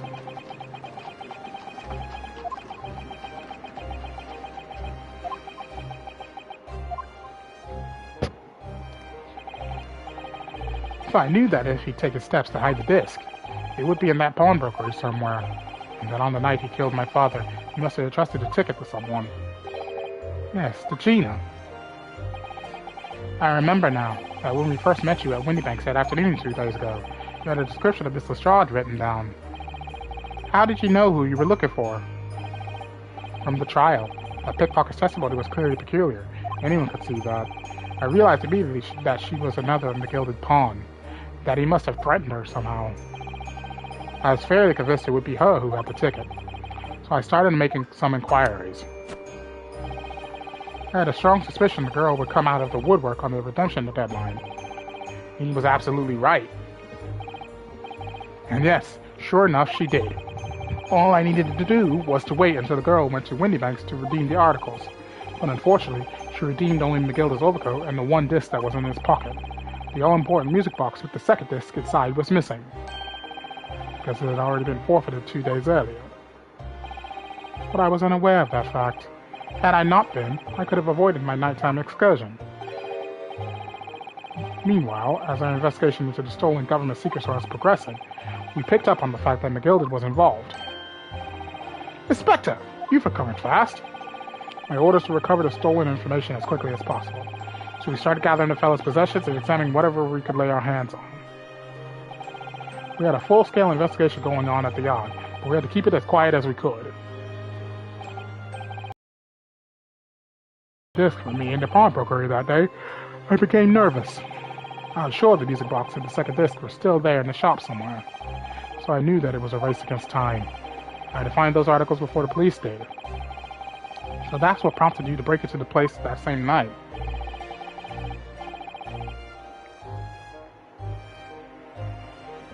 With the help of your old friends, the Skulkin brothers.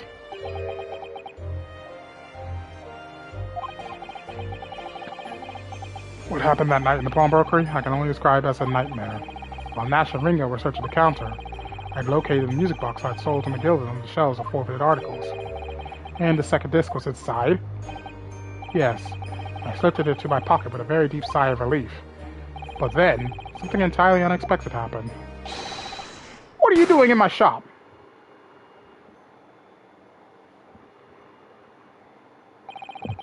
A gunshot rang out in the shop, and I felt a sharp pain in my left arm. The broker fired his gun, and the bullet pierced your limb.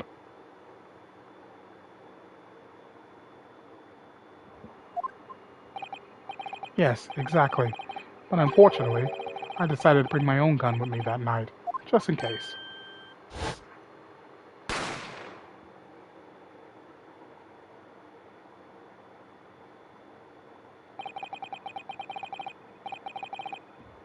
Before I knew what was happening, I fired back.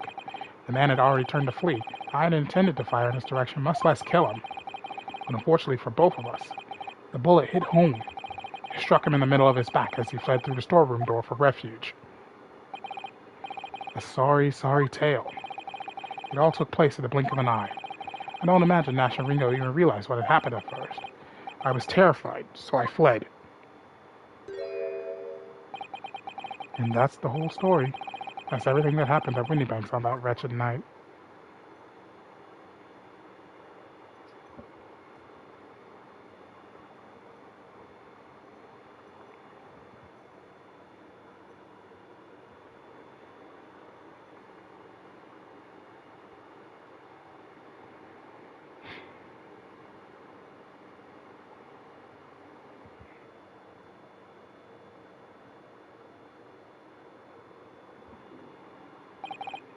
Earlier, you called McGilda the monster, a man who used his wealth and influence to distort the facts and escape justice for the crime of murder.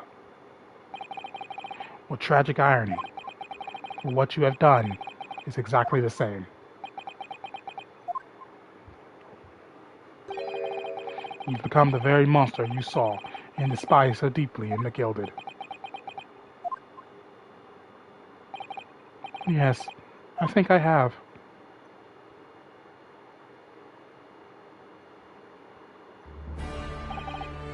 Well, this has been a long and exhausting trial. However, it would seem that at last we have arrived at the truth. Inspector Gregson, what of Mr. Ashley Graydon? He's been restrained, my lord, and has been escorted to the yard. He will be charged with the murder of Mr. Windybank and the stealing of government secrets. Very good. And you, Inspector, regrettably, you will have to face charges yourself. Yes, my lord, of course. And it tries that you were complicit in helping a criminal escape justice. That fact remains, whether or not you were doing so in the line of duty. The crime is a serious one, Inspector, and inexcusable. Now to the defendant, Miss Gina Lestrade. Yeah? It is time for the final adjudication. Is the jury ready, Mr. Foreman? Yes, sir. Garrett F. Squadron standing by, sir. This is really it now. The last push, the final call, the finishing whistle. My men are ready to deliver their verdicts. Thank you, Mr. Foreman. Very well, ladies and gentlemen of the jury. You will now declare your final decision to the court. Not guilty. Not guilty. Not guilty. Not guilty. Not guilty. Not guilty.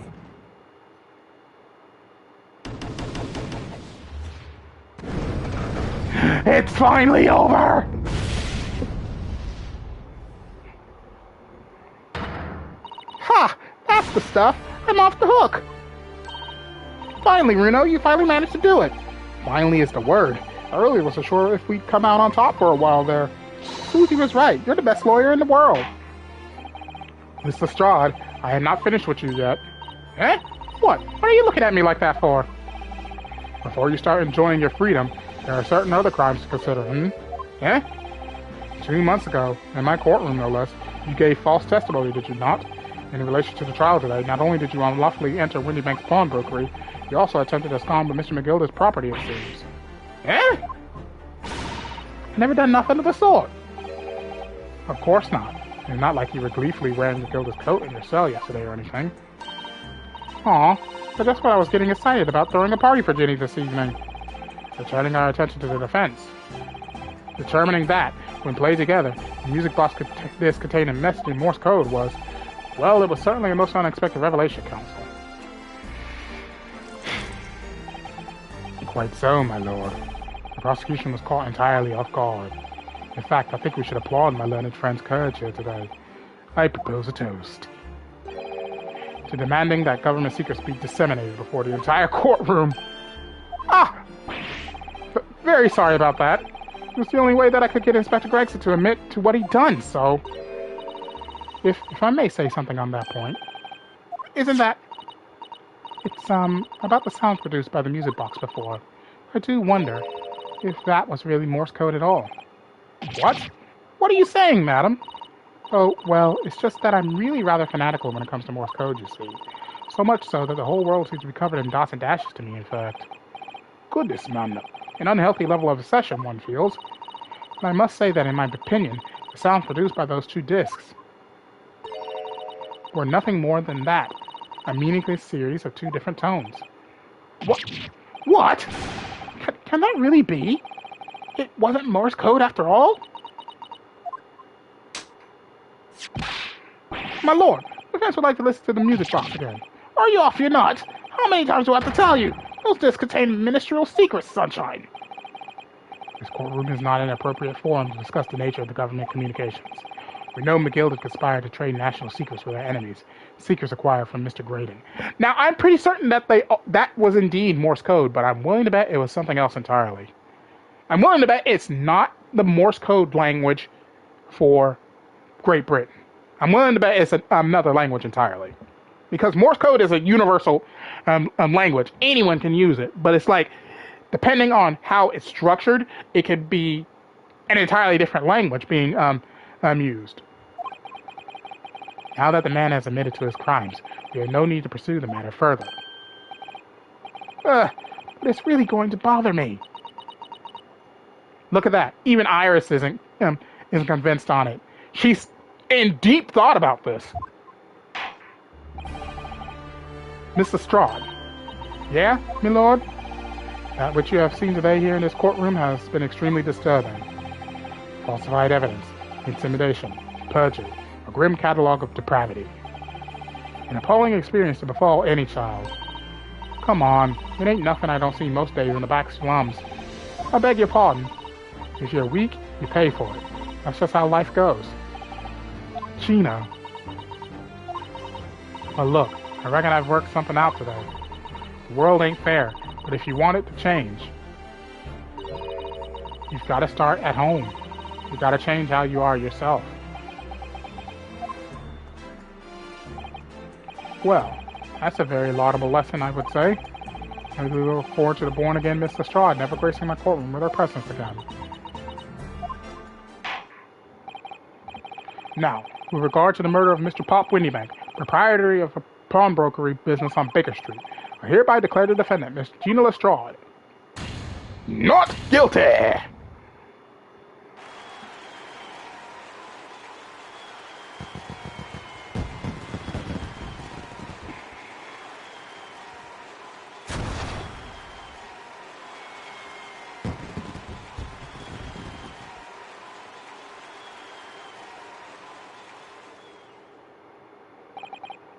That is all. Court is adjourned.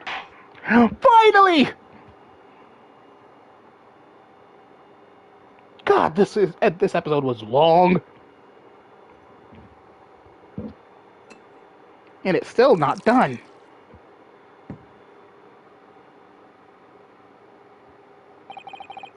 On a personal note, I must say you've surprised me, my far-eastern friend. Oh! Despite being a Nipponese, you saw through the pretense to the malice that festered within that Englishman, and at the same time saw through the grime to the surprising heart of your English client. You have a curious talent for judging character, especially considering our very different cultures. I don't think there's anything curious about it. Whether we're from the Empire of Great Britain or the Empire of Japan, we're all human beings. We're not so very different on the inside. You know, I took this case for one very simple reason, to lock swords with you once again here in the courtroom. You did. When I encountered you for the first time 2 months ago, it reminded me of toasting friendship and trust with another Nipponese, only to find my trust betrayed. Through you, I hope to look into the eyes of the man I once knew, and try to understand. You mentioned something similar earlier today, about total betrayal at the hands of the Japanese. What happened exactly? Well, you may ask, and one day, when the time comes, you will learn the answer, whether you like it or not. Alright, then I'll wait for that day if I must.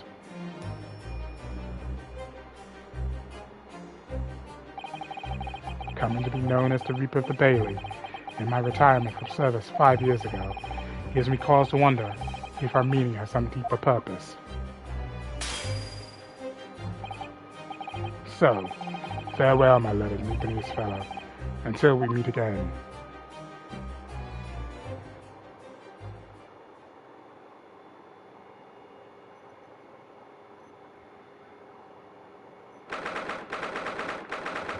Times of April, 5:24 p.m., the Old Bailey, defendant's antechamber. It's done. It's over at last. But where's Iris disappeared to?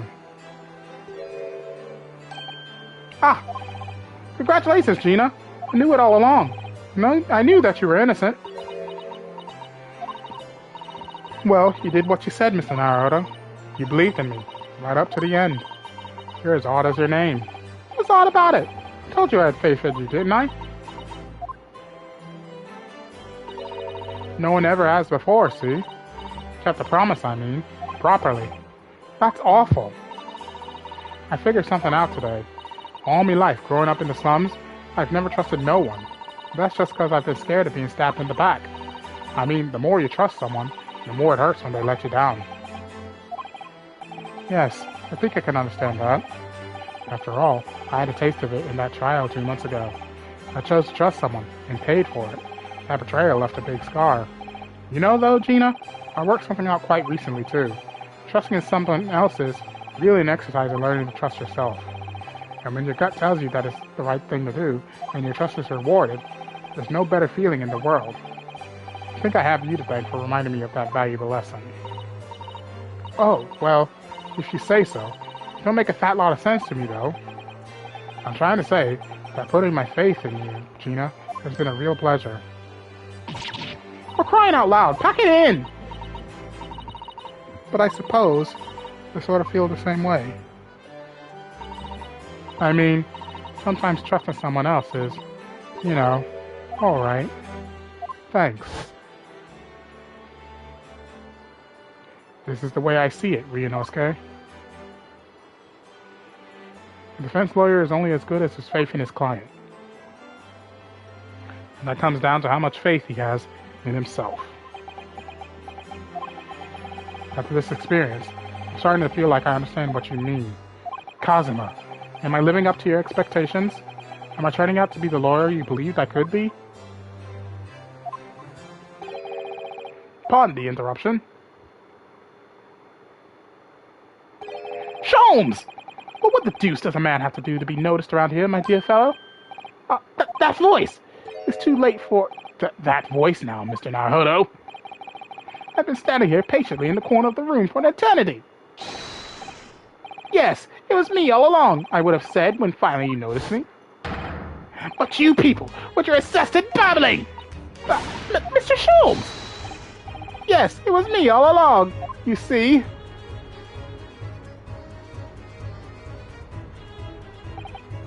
I'd assumed you'd been taken back to the hospital, to be honest. Indeed I was, but I managed to escape again. Oh. Happy to be aware of one or two foibles of the doctor who was tending to me. I merely made my knowledge of them known to the man, and he happily issued me with a leave of absence. How very above board. But enough of my adventures. That was a fine victory, Mr. Naruhodo. The tireless efforts just rewarded, I feel. Congratulations are in order. As a close friend, I tip my hat at you. Oh, thank you. Some great detective you are. Great at being cold as ice, maybe. Have I irked you in some way, Mr. Strahd? While you've been having a snooze in your nice soft bed, some of us have been fighting for our lives. Oh, well, that bullet did cause me to lose a substantial amount of blood, it's true. So I've indeed been feeling somewhat cold. Not perhaps as cold as ice, but, well, have a feel. Would you take your hands off my neck, please, Mr. Sholmes? And, in some way, I suppose, congratulations are in order for you too, Mr. Strahd. What's that supposed to mean? Why so half-hearted? Well, naturally, it isn't my intention to alarm you, but... an acquittal in a trial with that particular prosecutor is perhaps a little precarious. Well done, Mr. Sholmes. Not alarming in the slightest. Oh, the Reaper, you mean? Because anyone who's found not guilty in a trial he was working on winds up dead anyway, is that it? The very point I was trying to make. As exemplified by the fate of Mr. McGilden, in fact. But of course, I pay no attention to such irrational drivel myself. Yeah, well, it don't bother me. Oh, really? Of course not. The way I see it, the Reaper's a bit like him upstairs. Him upstairs? You mean, like God?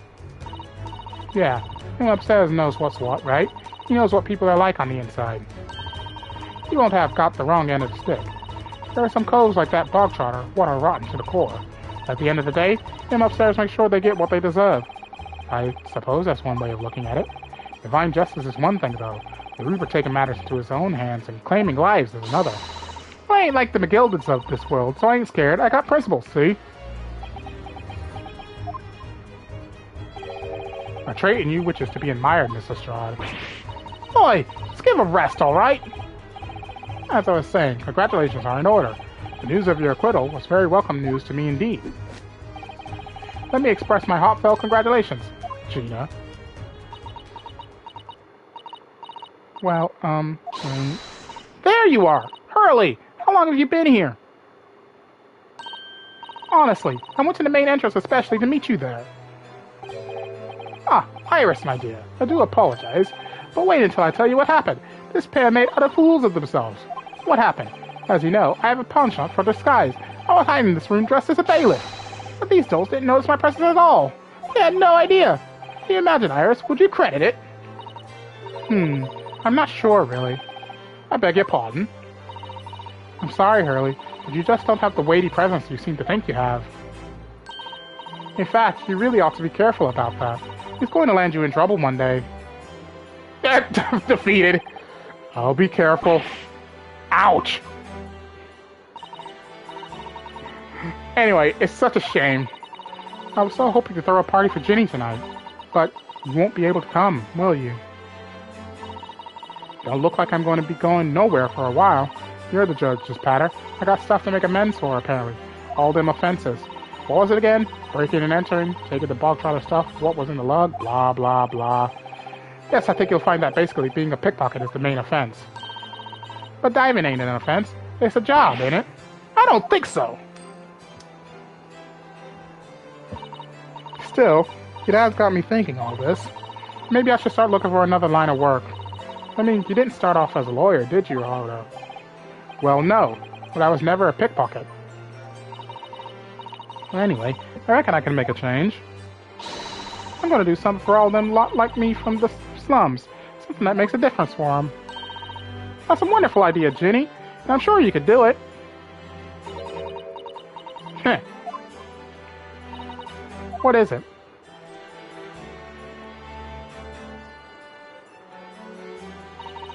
Nothing. Miss Gina Lestrade! The prison carriage has arrived, ma'am. Come with me to the rear gate at once. Right. Well, looks like I'm off then. Yes, goodbye, Gina. And good luck.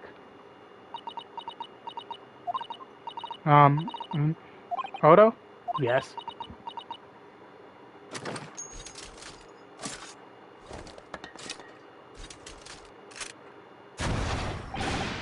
Ah! What was that for? I don't know. I mean, I don't know what to say, so... Ah, indeed. Perhaps the situation calls for a phrase hitherto missing from your vocabulary, Mr. Lestrade. Eh? On occasions such as this, I would recommend a simple thank you. Oh. Oh, yes. It's good advice, Ginny. Right. I see. Well...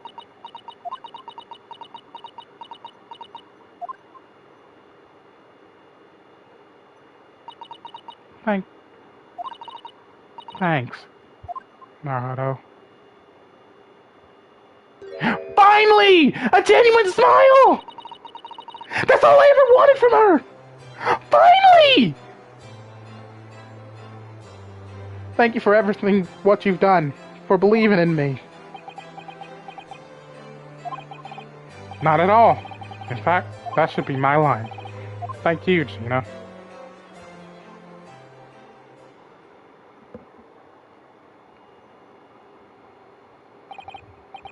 Well, there she goes. I wonder if I'll ever see her again. Well, quite the indomitable pick purse. Oh, I nearly forgot. I bought a paper outside. It's a special edition, and its trial is all over the front page. Pickpocket's innocent proven. Isn't it wonderful? You should have shown it to Gina, Iris. She would have been thrilled. Oh no, how silly of me. Ah, but anyway, would you like the good news or the bad news? Not again. Well, what do you say, Bruno? Early? As usual, I think I'd rather get the bad news out of the way first. Absolutely not. I have no intention of listening to anything but good news. And there you have it. How people answer that question says a lot about them, doesn't it? Let's not go there. Alright then, maybe let's start with the good news this time. The rain has finally stopped. It was a record level of rainfall, apparently. Well, that is good news indeed. We can journey back in greater comfort. Alright then, what's the bad news? The huge storm has left the seas very choppy. The channel in particular is awful, so sailings out of Dover have been delayed by a day or more. Wait, Dover? That's right. If we head to the station immediately, we may still make it in time to wave Susie off. But, there won't be a train, surely. We couldn't be that lucky. Who do you think I am, Mr. Naruto? Mr. Sholmes? I rushed to Victoria Station earlier and made arrangements for a special express. If we hurry now, we shall be there in time for dinner. And I know of a fine restaurant that serves the most delicious baked sole. I don't... The great detective does it again! Indeed he does. I happen to be aware of a number of the rail transport director's foibles. What? I merely made my knowledge of them known to the man, and he happily laid on the locomotive. Elementary. You blackmailed him. Just an idea, but it might be wise to stop manipulating people that way. What are we waiting for, then? To London Victoria!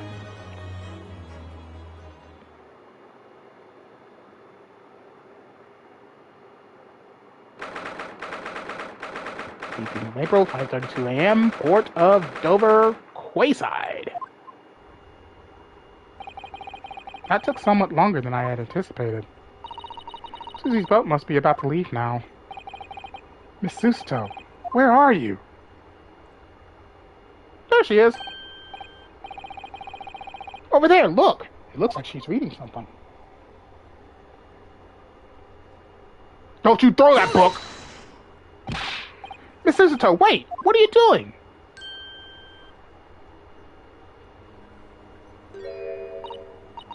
Mr. Naruhodo? What are you doing here? We came as soon as we could after the trial. I mean, we heard that sailings were being delayed due to the bad weather, you see. Oh, I see. Then tell me, how did Gina's trial go? It went well. She was acquitted.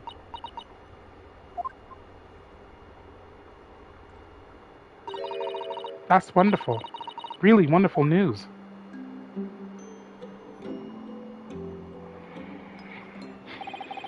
The book you were about to throw into the sea. It was your Encyclopedia of British Law, wasn't it? Oh dear. I was hoping you hadn't seen that. I'm not worthy of practicing law in any way now. So I was saying my final farewell. You were saying goodbye to law? You? Susato-san? Would I be correct in assuming it's because of the people, Miss Susato? We deliberately altered the scene of a crime, and then I tried to hide the fact. What I did is utterly unforgivable. That reminds me. How did you even come to have this, Susie? On the evening of the incident, Mr. Sholmes had invited Gina to dinner, if you remember. Oh yes, we had a wonderful time. Well, Gina gave us a little introductory lesson, didn't she? To the art of pickpocketing, I mean. Oh, that was so much fun. I saw Runo's armband. Yes, please don't do that again, Iris. That band's very important to me. Well, if it's so important, you should pay more attention to it. You didn't notice for ages. On a whim, I thought it would be fun to see if I could take the cat flapping out, so I put it up my sleeve. Really? And then I rather forgot about it, until I found myself in Mr. Windybank's shop with it later that night. I see. And then...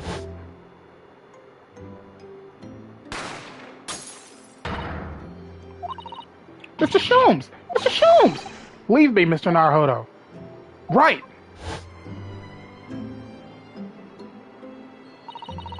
After Mr. Naruhodo had left the shop, I started to think. A door started to play on my mind. The storeroom door, you mean? Yes. If Gina was anywhere in the shop, I realized it could only be behind that door. And at that moment, the little device that I had up my sleeve sprang to mind. I was so worried about Gina, I simply had to know. So, you used the cat flapper to make the peephole in the door. As captured in a photographic print of the shop. By one of Hurley's red-handed recorders. Indeed, it was one of the first importance that time. Precisely when the peephole was made, that information would prove to be Mr. Naruhodo's greatest weapon, though naturally without proof it would have amounted to nothing. But when I looked through the hole in the door, the sight that met my eyes made my blood run cold. Thoughts started to run through my mind. I remembered that trial 2 months earlier, the trial of Magnus McGilded. I thought about how he had manipulated the evidence and arranged false testimony to secure his freedom. It made the British justice system feel very dark and sinister to me. And then, a terrible thought occurred to me. What if some wicked criminal was planning to do the same thing now? Because from the appearance of the crime scene, it looked exactly as though Gina had shot Mr. Windybank. even though I was sure she would never have done such a thing. You were worried that the true culprit would try to frame her for the crime. That's right. But then I realized it would be very difficult for anyone to give false testimony in this case. What do you mean? Well, the crime appeared to have happened behind the door of a locked room. For someone to claim falsely to have witnessed it, there would have to be a way to see beyond the door. For which, a peephole would be the very thing. Only the peephole I had made wasn't actually there until after the crime had been committed, of course. And the criminal would know that, so it wouldn't make any difference. But the possibility of a rather ingenious trap was there, was it not? A trap? Is that why she did it? So, is that why you kept it a secret, Susie? You never mentioned that you made the peephole to anyone, not even to the police. I know, and I knew at the time what I was doing was wrong, a criminal offense even. That's why I decided to confide in Mr. Sholmes. If Mr. Naruhodo was completely backed into a corner, with no other possible means of escape, the truth about the peephole could save him. That was my plan. She really does think of everything. But then, why didn't you just tell me everything before the trial began? My dear fellow, you're not thinking straight. If she had done that, it would have rendered you complicit in the whole escapade. Ah! You could have been disbarred if you had been seen to have knowingly tampered with a crime scene. So Miss Susato decided to shoulder the burden of responsibility alone. For your sake, and Miss Lestrade's. Miss Susato.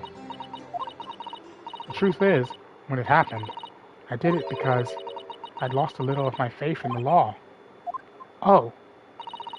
I was worried that the right person wouldn't be convicted of the crime.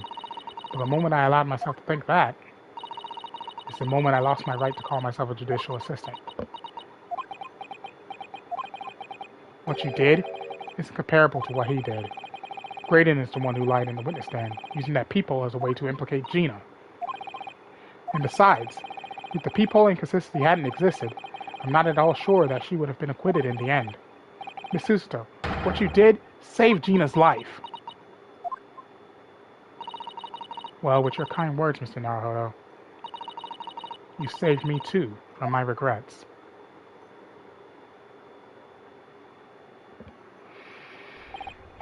Well, we must all be thankful that Miss Lestrade's freedom has been assured. Yes, exactly. Although some of the loose ends in that trial will continue to play on my mind, I'm sure. But the revelation that the music box disc contained secret messages, Mr. Naruhodo. What a triumph to work that out. I'm full of admiration. Well, actually, the argument wasn't quite as compelling as I thought it was. Oh? It wasn't?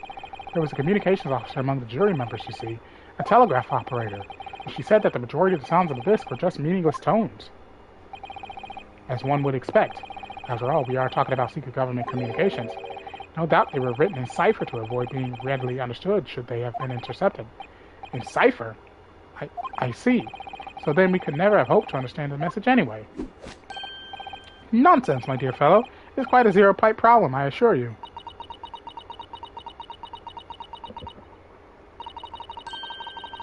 A. So. B. What? Well, that can't be a real word, can it? How funny. Wait! Iris, what did you just say? Oh, I just said asogi. Does that word mean something to you? Mean something? Asogi was the name of my best friend! What? But how? How do you know that name, Iris? I wrote it down during the trial before, when the message was playing on the music box. She described it on the fly? She really is a genius! I thought the message probably wouldn't be written out in plain Morse code, so I tried various ways to interpret it. Whatever I tried, the words just didn't seem to make any sense. That is, in English at least. Oh! It suddenly occurred to me, you see. There's more than one Morse code, not just the English variety. Various countries around the world have altered and added to Morse code to use it in their own languages. I don't believe it! Are you saying... That's right. I've only actually seen a chart of Japanese Morse code once before, but I think it's based on the Iroha pentagram, isn't it? And you mean to say that in Japanese Morse code the message says asogi? Yes, I think so. Sorry, but I don't remember all of the Japanese Morse code. Iris, would you let me see that? Mrs. Stowe, do you know it? Do you know Japanese Morse code? Yes, I spent some time studying it. because I'm quite sure Morse code will become ever more important for international communications. It might I recommend, my dear madam, that you focus your efforts on the English version? Be that as it may, Iris, show me the message, please. Of course.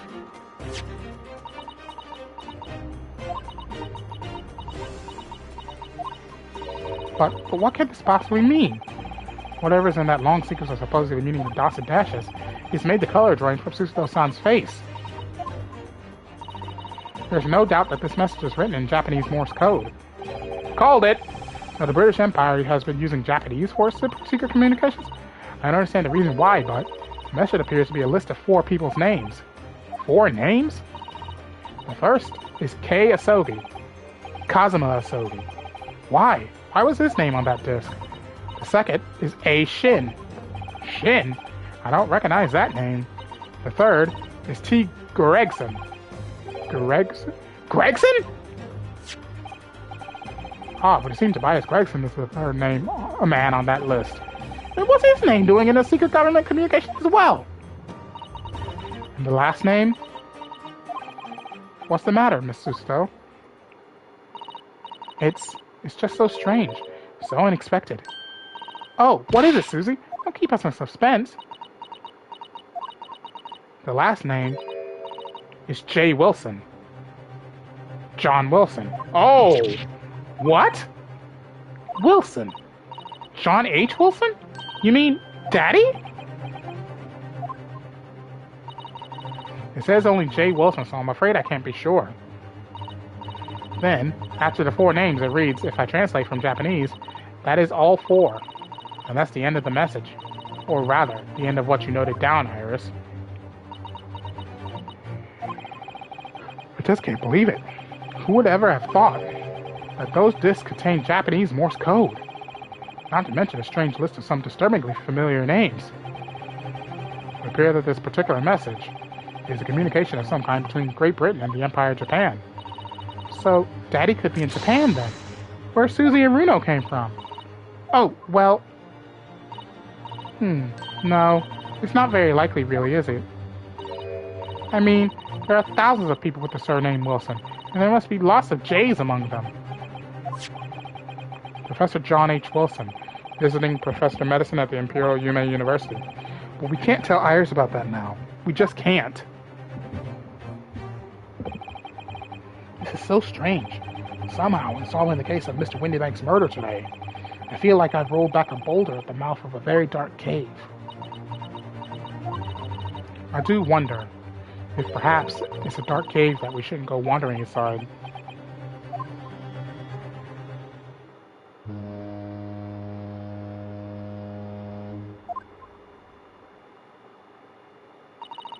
Oh dear, the ship is going to set sail soon. Yes, it seems so. I'll sail on that steamship first to the port of Dunkirk in France. Then I'll change onto a larger passenger vessel bound for Japan. You're really going then, Susie? We wish you a safe passage, Miss Susato. Thank you so much. Wish all of you the very best. Miss Susato, I hope to have you always at my side, to guide me and support me. Mr. Naruto, please, come back soon.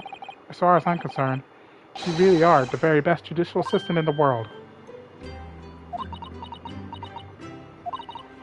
I'm quite sure. I'll be back before you know it. Really, Susie? Oh, now don't forget, Iris. I made you a promise I've yet to fulfill. A promise? About your manuscript. Ah! Oh yes, the Hound of the Baskervilles. Well, I'll be waiting for you then, Susie. A promise is a promise. Definitely, Iris.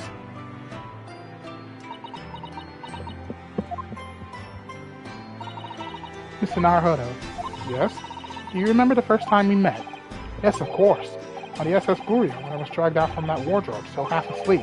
If I remember rightly, you threw me halfway across the cabin with a Susato takeout. You know very well that I'm talking about after that.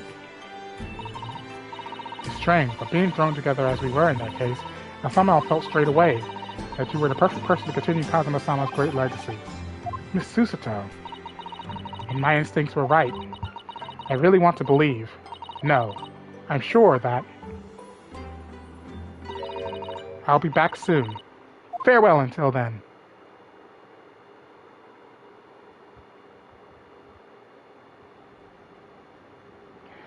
And now, the final cutscene shall play. Somehow we seem to have come to the end of the adventures of Ryunosuke Naruhodo. Or the first volume, at least. Looking back now, it feels as though fate has led me on this journey.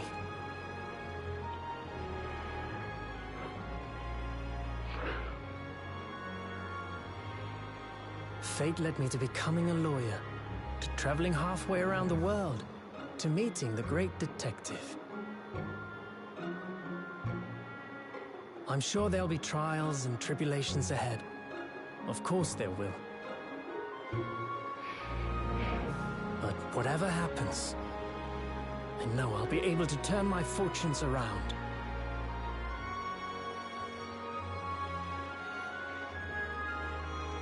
After all, I have the greatest friends in the world on my side.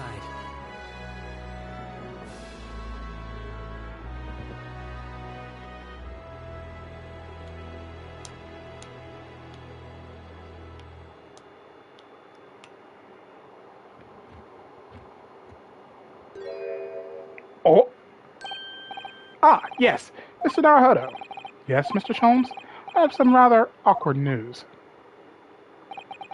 The railway company has decided to sue over the special express train, apparently. Huh? It caused such a commotion on the line. All the other trains had to wait at stations. But really, we would never have made it to Dover in time otherwise. Anyway, I explained everything, and how it was all your fault. Uh-huh? I believe a formal complaint should be delivered to your office tomorrow. But not to worry, my dear fellow. According to Miss Susto, you love defending yourself in court. Huh? It's alright. I'm perfectly happy to testify. He really didn't look like the sort of man who'd do something so outrageous. See? I'm being set up! Mr. Sholmes? Yes? A word, if you don't mind. Why, certainly. Any word you like. Bellow it out, my dear fellow. Oh, yes, I love Runo's words, and I know just the one he'll use here. Then, I really must say... Objection!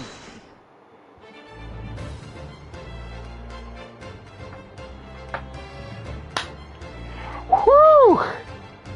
It's over! That was such a good game! Oh my god. It was long. Ridiculously long. I didn't expect the first part of this game to take 25 parts to finish.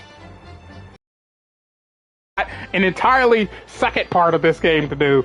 But, I've already said it, I'm going to be taking a bit of a breather from the Great Ace Attorney Chronicles for a little while. Because in the upcoming days, on the 15th, Demon Slayer The Hinokami Chronicles will be releasing. So, I'm going to be focusing on that game once it comes out. So for the remainder of this week, there will be no live streams.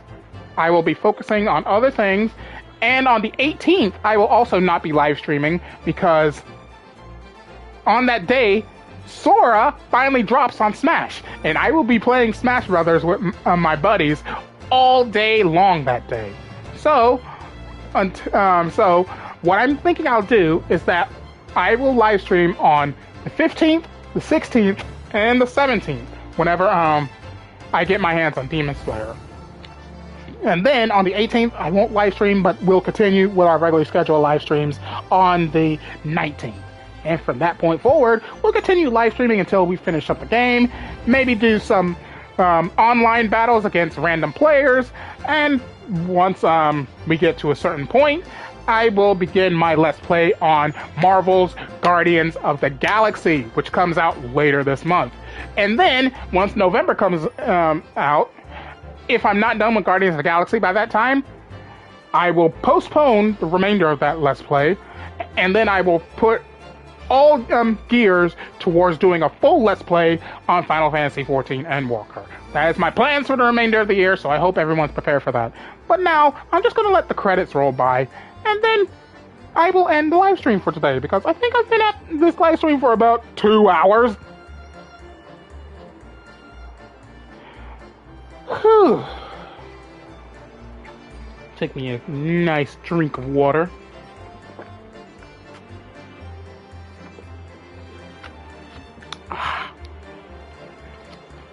Very good. Very good.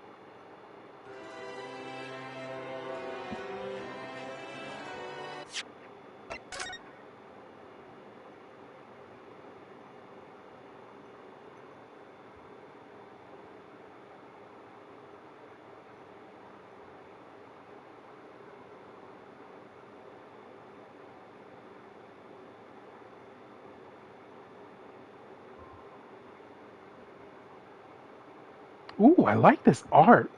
This art looks nice.